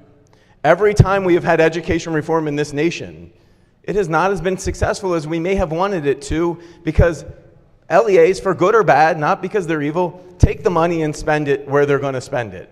This is the first reform we've seen, and we've heard this from people all over the country, that the money follows the student into the classroom. It provides accountability in that way, and this amendment also turns that on its head. So for those reasons, I urge a red vote on this amendment. Maker of the amendment. Mr. Speaker, so what I want to make clear is that basically, I'm going to put it in layman's terms, okay? We have two pots of money. So we have the compensatory formula, but then we also have the foundations formula. The foundations formula is a more flexible pot of money. So what this does is that, to my understanding, is that it creates opportunities for the local boards to be able to spend those funds to address the needs of all students. We have to keep in mind that there are students that are in some affluent clusters that are still going to need those resources. And I'll give you an example. So I'm in Anne Arundel County, obviously. The Broadneck cluster has a growing number of ESOL students, but because those students are in an affluent cluster, then those funds are not going to be used to provide those students resources. So all we're asking is for the funds to give the local boards the discretion to make sure that funds are being given to students across the county to create equality and opportunity. Thank you. Mr. Speaker? Recognizing the delegate from Harford County. Thank you. Could the chair of the committee answer a few questions? Because I think some of us are maybe a little bit lost. Committee chair. Sure. Hi. So just listening to the back and forth, I'm confused because I thought when we passed the blueprint, it's been a minute, that part of it was that we were going to shrink class sizes. No, the class size was never a tenet of the blueprint or the Quorum Commission. Really? In fact, most studies say class size is not an indicator of outcome. I have never heard that before. Well, That's first news day for to everything. me. I would love to see that cited. So under the new policy, how big can class sizes get? We don't have a policy on class sizes, but if we did, the chair of Ways and Means would really answer that as she's in charge of policy. But I think I answered it. We don't have a policy. Okay, so these are up to the LEAs, and I know that you like not mandating things to the LEAs. This is one of the times you got your wish. Oh, thanks for thinking of me. Okay, I just want to make sure I understand. So that we nowhere in this, so class sizes could be 1 to 100 essentially is what we're talking about here. And what this amendment would do is provide some kind of waiver for that. Sorry, I thought I was pretty clear. This amendment would let you use comp ed money, which is an additional money outside the foundation formula. We have monies in the blueprint that go to English learners, as the delegate talked about. Okay. That follows those students into the classroom. Okay. So those monies actually trickle down right into the classroom, follow the student, it goes to that school. Comp Okay. ed money is one of those components that's specifically designed for poor kids. Okay. To get into those classrooms. This would say you don't have to use that money in that way. You can say you can use the money for class size instead. Now look, is class size something that we are concerned with as well? Absolutely, and the gentleman who I think sits somewhere around you from Carroll County has raised some issues. We've worked with him on that, and we will continue to work on these issues, but this is not the way to do it. Cutting comp ed for poor students and letting LEAs spend it the way they want, again, flies in the face of everything that we want to do with this education reform. Okay, well, I appreciate you answering my questions. I was confused because typically what I hear a lot of complaints from parents is about class sizes and their kids not getting enough attention in the classroom. So I was shocked to hear that it wasn't part of Blueprint. I think we may have missed something there if we didn't include it. Question recognizing the committee chair. Thank you, Mr. Speaker. I do want to address the issue about class size and just say while it's not a focus of the blueprint, we do address it through other means. There's a national teacher recruitment campaign in the blueprint, and when we talk about community schools, there's wraparound services and in-school tutoring in the blueprint, so that's additional support opportunities. And the Grow Your Own program is to essentially recruit current employees in the school system that can't necessarily afford to attend a four-year college so that they can become teachers. So all of those combined are going to help class sizes by ensuring that we get more teachers in our schools. Thank you, Mr. Speaker. The question before the House is the adoption of the amendment. All in favor signify by saying aye. Opposed, no. The clerk will call the roll. Ms. Speaker? Has everyone recorded their vote? The clerk will take the call. There being 95 votes in the negative, the amendment fails. Are there any additional amendments to the bill or to its title? Mr. Speaker. Yes, recognizing the delegate from Calvert County. Thank you, Mr. Speaker. I have an amendment at the desk. It is amendment number 733422-1. Amendment number 1. Move so much be considered the reading of the amendment, Mr. Speaker. So ordered. Thank you, Mr. Speaker. So Maryland's Constitution states that in Article 8, Section 1, the state shall by law establish throughout the state a thorough and efficient system of free public schools. Makes sense, except that we do have quite a few schools that are not thorough and efficient. And those schools would be ranked as one-star schools. And our current system, with the blueprint bill that passed, the real bill passed in 2020 in the dark of the pandemic. So it's been 5 years. 5 years of massive spending and 5 years of this bill having been in effect, and yet we still have entire schools where children do not test proficient in math or reading. 5 years. That's a generation. That's someone who was, what, in eighth grade? Mr. Speaker, point of order. What is the amendment about? Recognizing the parliamentarian. Sure. Yeah, just want to make sure we know what the amendment's doing. I know this is a sore subject, Mr. Speaker, and this is a very important subject because these children aren't reading and they can't do math, so they're basically non-functional when they graduate. So this bill, this amendment, excuse me, the amendment to House Bill 504 would allow the students in the one-star failed schools, and they are failed schools, just those schools, to have the money follow the student. So the student can go to a non-public school, public school, a school of their choice. And further, this particular amendment allows for those children that are identified by the administrators and teachers as being violent and disruptive. It gives the teachers and administrators an option to talk to the parents and allow those students to attend military boarding school. So my alma mater, Lansdowne High School, I think yesterday or the day before, and the speaker's alma mater, for the record, just had a shooting outside the school. I lived right down the street from there. It's where I was raised, born and raised. This is happening all across the state. That's a 16-year-old that did this.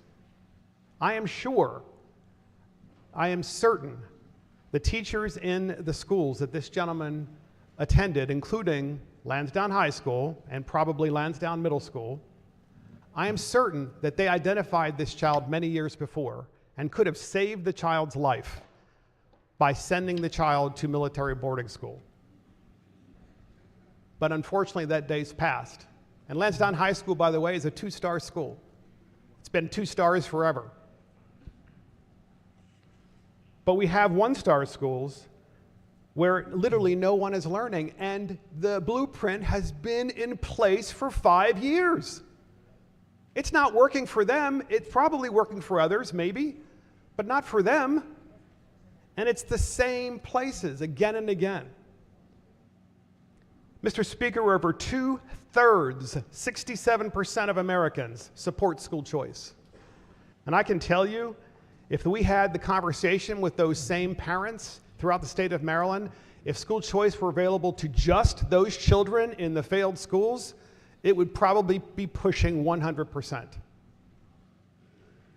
So the idea that we should continue to do the same thing with the blueprint on those failed schools 5 years later is stupid. It makes no sense.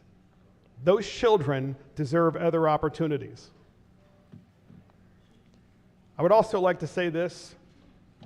The governor of Maryland wrote in his autobiography, The Other Wes Moore, that when he got into trouble, his mother sent him to military boarding school, and he said that it saved his life. I believe that. I believe that. I went to school with many of those individuals in Lansdowne High School who were troubled youth, whose lives would have been saved, who are now dead or incarcerated. And the cycle just continues again and again and again. I don't understand why we aren't taking swift action on those failed schools 5 years after the blueprint passed. There's absolutely no excuse. Thank you, Mr. Speaker. Committee Chair. Thank you, Mr. Speaker. Body, I would urge you to reject this amendment And I'll start by saying our state constitution does require an adequate public education for all of our students in the state, and that is precisely why we have the blueprint.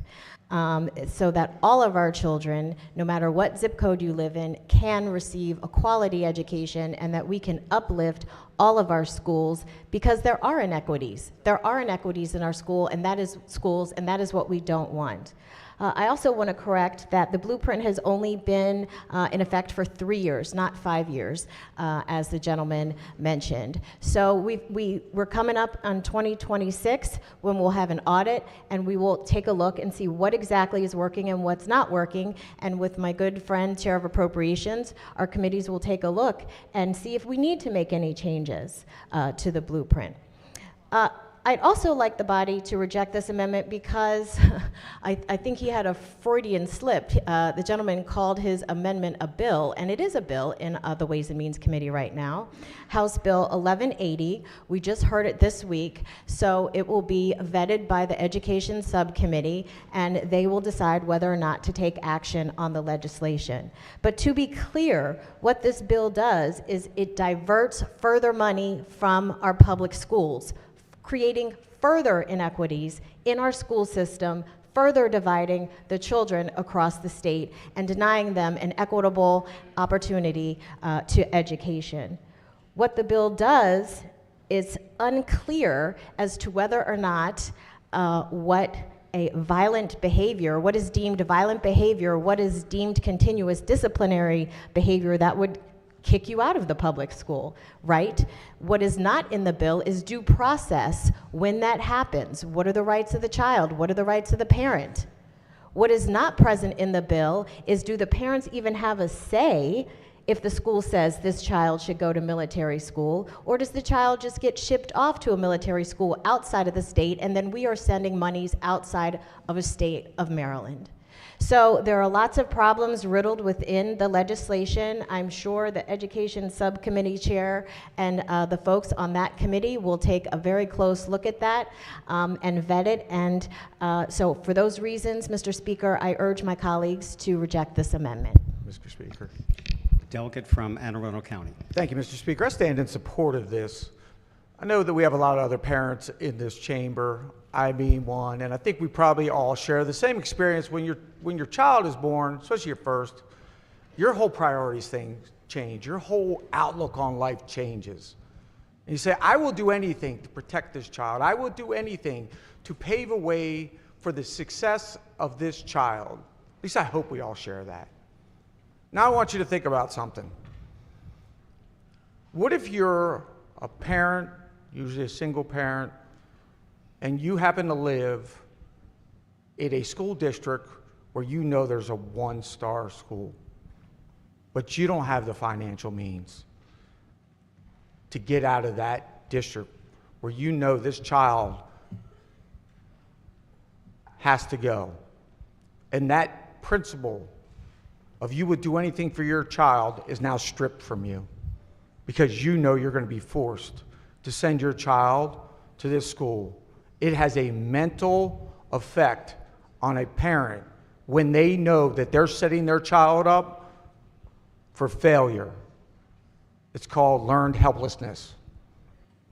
And it will destroy not just the child, but the parent, because they weigh heavily on the parent to know nobody else is passing out of that school.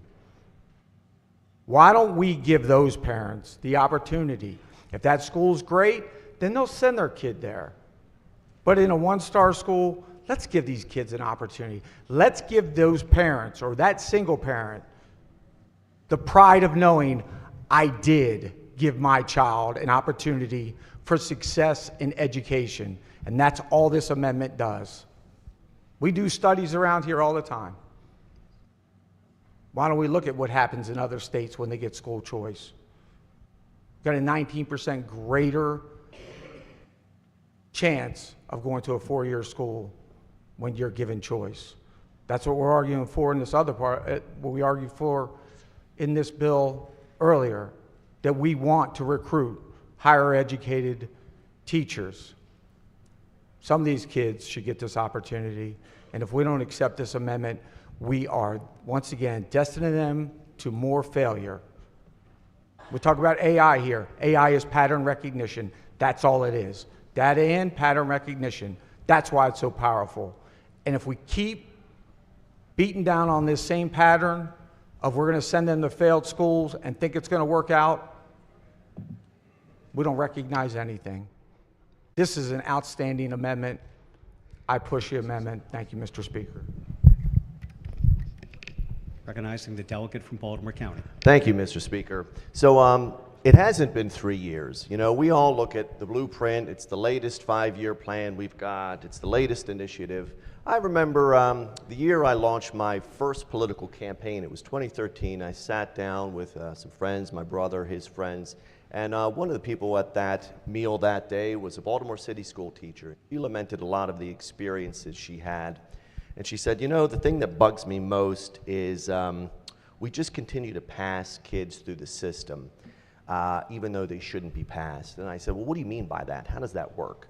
And she said, you know, I have students ninth grade students that don't know their letters and numbers. And we're really forced to just keep those students moving, because if we held them back, it would be deleterious to the students' progress. And I hear the same exact story today. Let me do my math. It was 2013. It was 12-ish years ago. And these kind of problems, I'm sure they existed long before I was ever interested in politics. So it's not 3 years. And when we talk about the blueprint, remember when the Russians used to have, comrade, it's the 5-year plan, the blueprint. What will it be in 5 years? There'll be another thing we're working on. The blueprint will have been here for 10 years, and we'll have the same issues. I remember when President Obama talked about issues in schools, and he talked about the discipline issue, and he said, you know, if the outcome disproportionately harms minority students, well, I think that's racist. And I think if the outcomes disproportionately impact minority students, well, I think that's racist. And Mr. Speaker, in Baltimore County, we continue to have less than 50% of all students, K through 12, who could read at a 3rd grade reading level.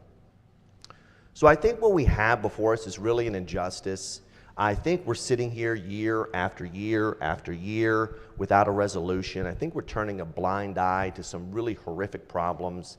It's been an entire generation of students that's passed through the system since I was elected, 11 years ago. And I think what the amendment offers is a solution. I just listen to what he's offering. For students in single start schools who really have no path forward, give them an option and let them get out. And what you've found around the country is that when they've passed similar legislations, it's embraced by all parts of the state, it's embraced by all different communities. Especially the minority communities, because they tend to be the students who are trapped in these systems, which frankly have zero accountability. That's really the bottom line here, is you have a system that just can't get it together. And I think if that's the end result, we should say, you know what, we're not gonna, this is the civil rights issue of our day, and I think we should say, we're not gonna steal your education. We're going to give you an opportunity at something better, and that's why I'll be supporting the amendment today. Mr. Speaker. Recognizing the committee chair. Thank you, Mr. Speaker. And I want to thank the colleague. We came in together, my colleague who just spoke, for his commitment to minority students and to single mothers. I'm a single mother, and obviously I'm a minority, so shout out to all the single mothers. I'm slightly offended by you saying we're just passing and not doing anything about education, and that flies in the face of everyone that supported this, the blueprint, and it flies in the face of the governor and the legislation. We have been doing everything that we can to support students in this state, and the blueprint is making progress. 4th grade reading moved from 40th nationwide to 20th. 8th grade reading in Maryland moved from 25th to 21st, and that was just in a matter of 3 years. We, in the legislation, there is an Academics to Excellence program that you would be removing with this amendment, and that's targeted at the schools that you're talking about, the lower performing schools, where the teachers would have literacy coaches and they will have math coaches.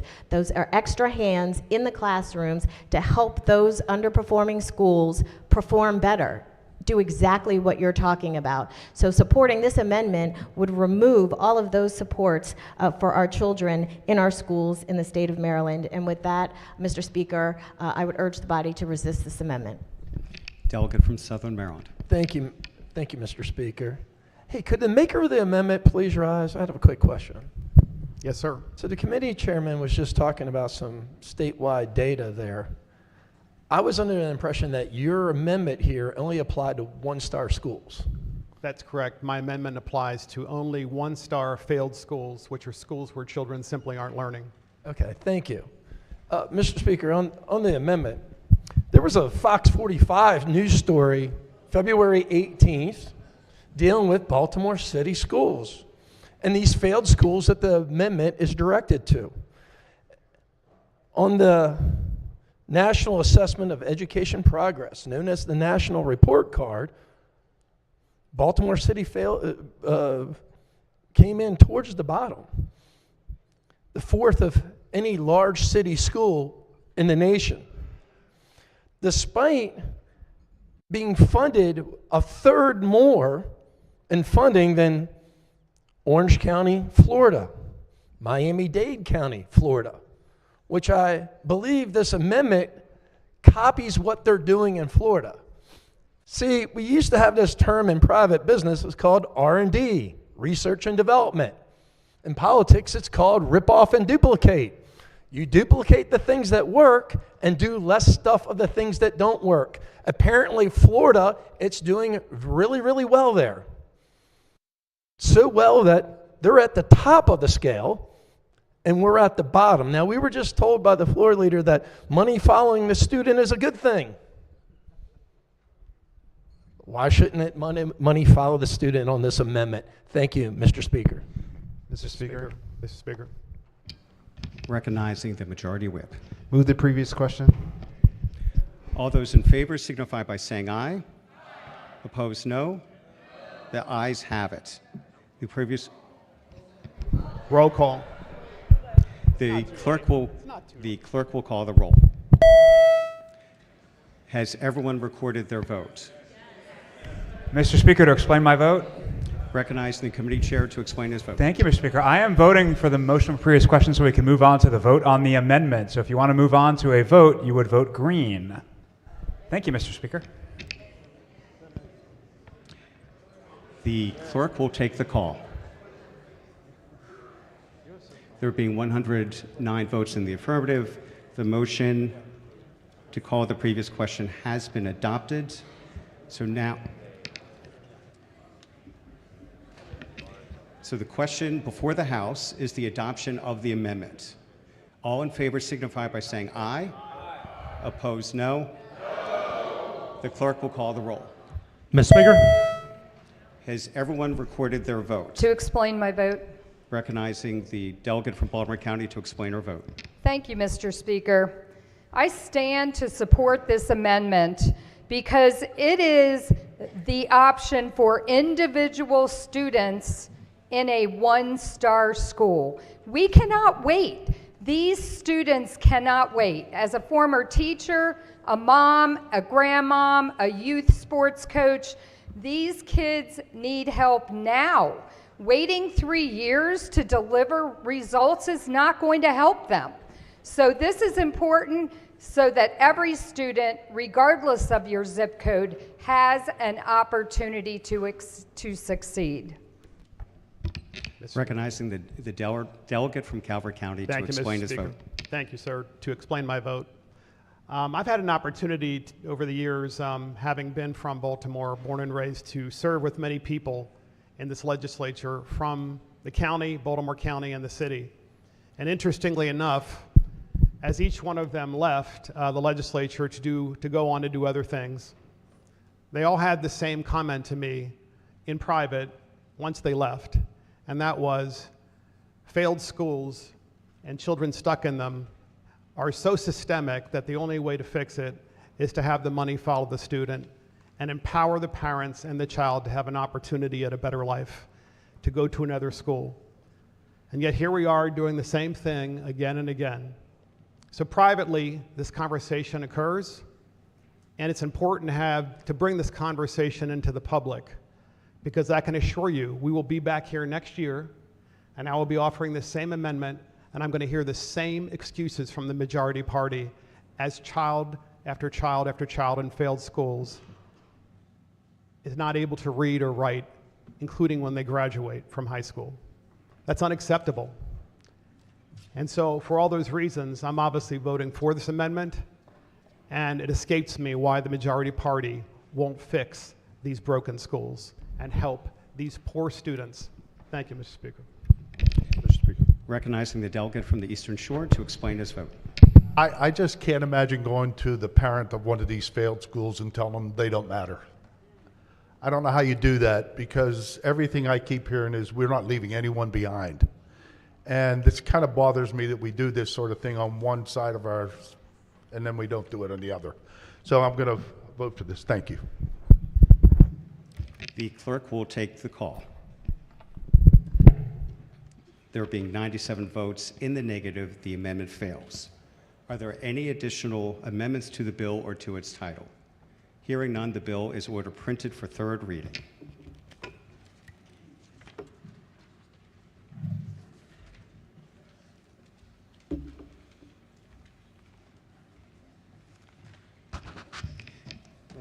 Introduction of House bill during the last 35 days of session. Recognizing the sponsor. Thank you, Mr. Speaker, because this is a very critical bill. It took a long time to do the research, so I'll blame myself. Shall the bill be introduced? Requires 94 votes. The clerk will call the roll. Mr. Speaker? Has everyone recorded their vote? If so, the clerk will take the call. There being 119 votes in the affirmative, the bill will be introduced. The clerk will read the bill and the committee assignment. House Bill 1555, Funeral Establishments, Crematories, and Reduction Facilities Oversight, Ensuring Dignity and Accountability in Crematory and Funeral Home Operations Act, referred to House rules.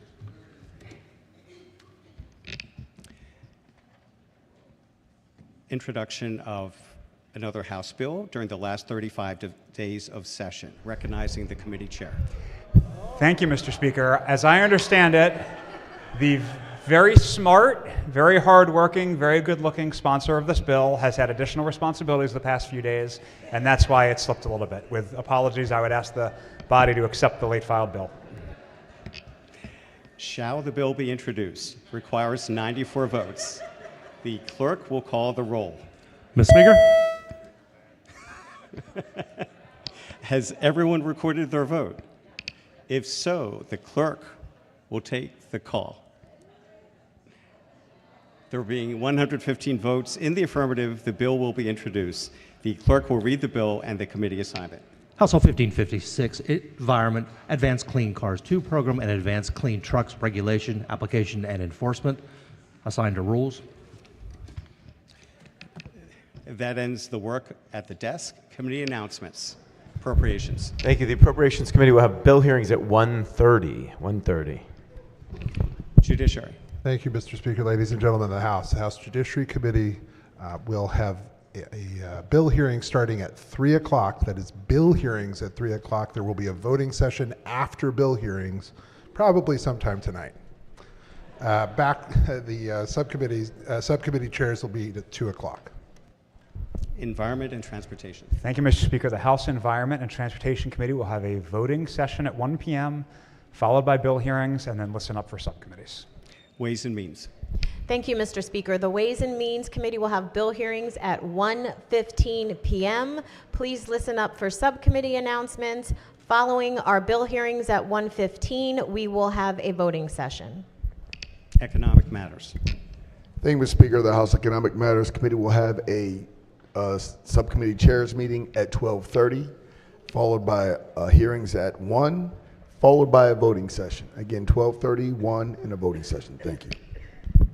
Health and Government Operations.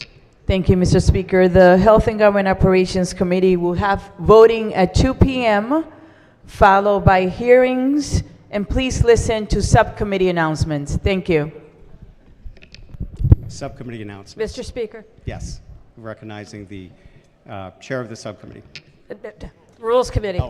Of the Rules Committee. Yes, ladies and gentlemen, the House Rules and Executive Nominations Committee will meet tomorrow morning on Zoom at 9:30. Watch your emails for the list of the late file bills that we're going to be moving out of rules tomorrow morning at 9:30 on Zoom. Thank you very much. Subcommittee announcements.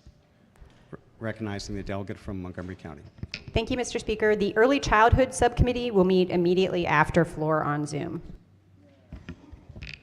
Recognizing the delegate from Prince George's County. Thank you, Mr. Speaker. The Alcohol Subcommittee will meet immediately following voting session in the Economic Matters Committee room. Recognizing the delegate from Baltimore City. Thank you, Mr. Speaker. The Land Use and Ethics Subcommittee will be meeting later this evening. We're still nailing down the time, so please watch your emails and text messages. Thank you, Mr. Speaker. Recognizing the delegate from Frederick County. Thank you, Mr. Speaker. The Government Operations Subcommittee will meet immediately following the floor session. Recognizing the delegate from Montgomery County. Thank you, Mr. Speaker. Both the Environment Subcommittee and the Motor Vehicle and Transportation Subcommittee will meet after E&T bill hearings this afternoon. Recognizing the delegate from Montgomery County. Thank you, Mr. Speaker. The Family and Juvenile Law Subcommittee will meet at 1 o'clock today. Any other subcommittee? Recognizing the committee vice chair. Thank you, Mr. Speaker. The Insurance and Pharmaceuticals Subcommittee will be meeting tomorrow morning at 8:30. Tomorrow morning at 8:30 on Zoom. Thank you, Mr. Speaker. Any other subcommittee announcements? Delegation announcements. Caucus announcements. Yes. Recognizing the gentleman from Western Maryland. Thank you, Mr. Speaker. Permission to use delegates' names. Permission granted. Thank you, Mr. Speaker. Colleagues, I'd like to invite you to join Delegate Baker, Delegate Buckle, and myself for District 1 night. It's from 6 to 8 p.m. at the Maryland Inn. Hope to see you there. Thank you, sir. Recognizing the delegate from Montgomery County. Thank you, Mr. Speaker. Just a reminder that we have a Jewish Caucus, Legislative Jewish Caucus meeting tomorrow morning at 9 a.m. in the Cade Room over in the Senate Office Building. Bagels will be served. Thank you. Recognizing the chair of the Legislative Black Caucus. Thank you so much, Mr. Speaker. The Legislative Black Caucus of Maryland will meet tomorrow, March 6th. Thank you, everyone. Tomorrow, March 6th, Thursday at 8:30 a.m. See everyone at 8:30 a.m. sharp. Thank you. Any other caucus announcements? Recognizing the delegate from Prince George's County for the Women's History Moment. Thank you, Mr. Speaker.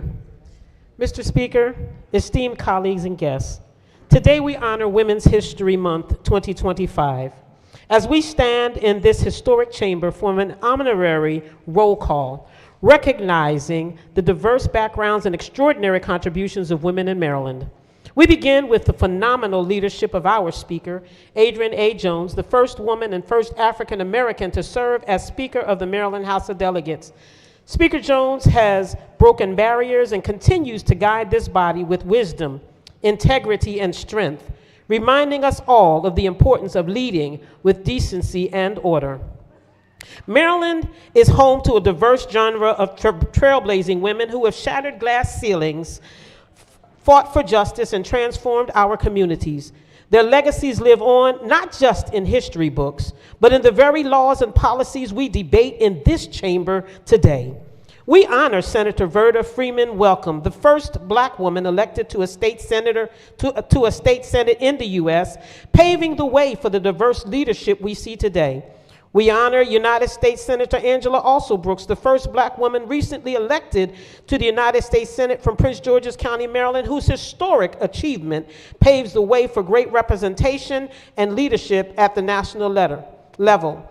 We honor Senator Barbara Mikulski, the first woman elected to the United States Senate from Maryland and the longest serving woman in U.S. congressional history, a tireless advocate for working families, healthcare, and education, reminding us all that each one of us can make a difference, but together we make change. We honor former Delegate Maggie McIntosh, a true force in Maryland politics, who became the first woman to serve as chair of the Appropriations Committee in the House of Delegates, and whose leadership helped shape Maryland's budget and infrastructure, ensuring resources were allocated equitably and effectively. Delegate McIntosh was also the first woman to be appointed majority leader in the House of Delegates and the first LGBTQ elected member of the Maryland General Assembly.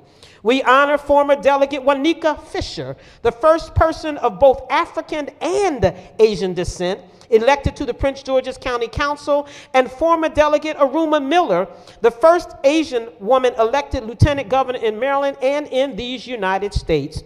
We honor Secretary Susan Lee, the first Asian American woman to serve as Maryland Secretary of State after more than 20 years in the Maryland General Assembly, both the House and Senate, and serving as Senate Majority Whip. We honor Ana Sol Gutierrez, the first Latina elected to public office in Maryland and who served in the House of Delegates and was appointed by President Clinton to serve as in the U.S. Department of Transportation. We honor Delegate Jocelyn Pena Milnick, the first Dominican-born woman in the Maryland General Assembly, that feisty chair of the Health and Government Operations Committee, and co-founder of the Maryland Legislative Latino Caucus, who always reminds us that we got to turn from our tradition ways and recognize the sky just ain't gonna fall. And let's not forget Senator Shanika Henson, the first African-American woman to represent Annapolis in the Maryland General Assembly. Maryland's women have long led the way by demonstrating professionalism and passion in politics and public service as pioneers who fought for their self-interest and for the interests of others yesterday, today, and for generations to follow. But our work is far from over. Women still face pay gaps, barriers to leadership, and inequities in healthcare and education. Representation is more than just holding office. It's about ensuring policies reflect the varied experiences of all women. Beyond politics, women have played an essential role in areas including healthcare and education, shaping the well-being of our communities. Women like Dr. Helen Taussig, the Johns Hopkins physician who revolutionized pediatric cardiology, paving the way for advancements that save countless lives today. And across Maryland, women, nurses, doctors, and caregivers continue to be on the front lines of healthcare, ensuring our families receive the greatest possible attention and care. Educators also deserve our recognition. Our women daycare providers, teachers, administrators, and school staff are shaping the next generation, and yet they continue to face challenges of underfunding, lack of resources, overcrowded classrooms, and wage disparities. If we want to truly honor Women's History Month, we must do more than just talk about women. We must support women. That means advocating for equal pay, workplace protections, better health care access, and investment in education. Mr. Speaker, colleagues, and guests, as we reflect on the contribution of women in Maryland's history, we must intentionally look forward and move forward to breaking barriers for the next generation of women leaders. May we steadfastly commit to ensuring every woman, regardless of race, background, or circumstance, can succeed. Because when women rise, Maryland rises, the U.S. rises, the world rises. Like air, we rise. Thank you.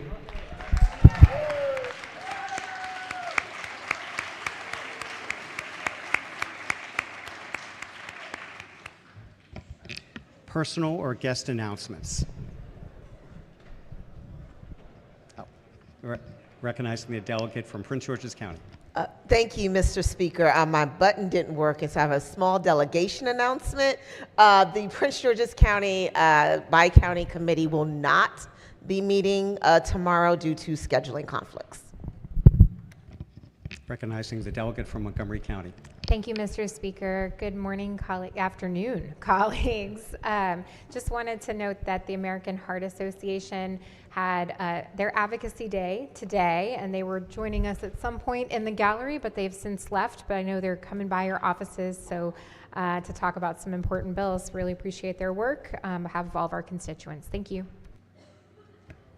Mr. Speaker.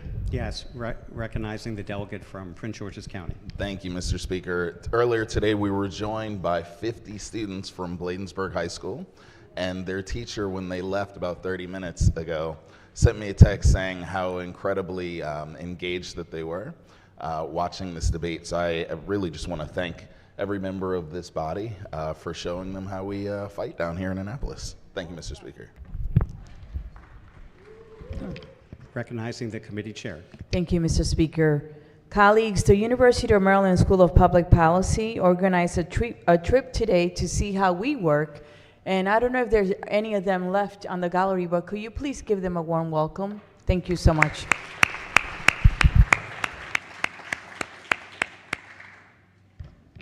Any other personal or guest announcements? Yes, recognizing the delegate from Western Maryland.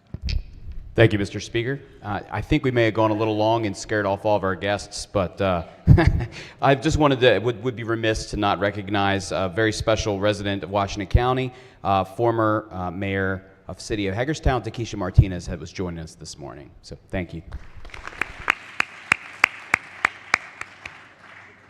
Recognizing the delegate from Baltimore County. Thank you, Mr. Speaker. Good afternoon, colleagues. Please welcome the Tigers from Towson University that are roaming our halls today in Annapolis to celebrate Tiger Pride Day. And they have a lot to be proud of because Towson University was recently named by the Wall Street Journal as the #1 public university in the great state of Maryland. They are firing on all cylinders and are truly a top-ranked educational institution where student success and engaged learning are the highest priorities. So, we may have cleared the galleries, but if you're a Towson student or a Towson alum, please stand and be recognized. And colleagues, please welcome these great Tigers to the House of Delegates.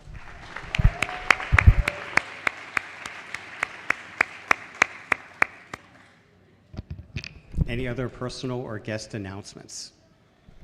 Mr. Speaker. Yes, recognizing the delegate from Baltimore County. Sorry, this is a caucus announcement. AAPI caucus, we have a legislative review meeting tomorrow morning at 9:15 a.m. Thank you. Quorum call. Mr. Speaker. Has everyone recorded their presence? The clerk will take the call. There being 127 members present, the House is still in session. Chair recognizes the Majority Leader. Thank you, Mr. Speaker. I move that the House stands adjourned until Thursday, March 6th at 10 a.m., legislative date February 27th.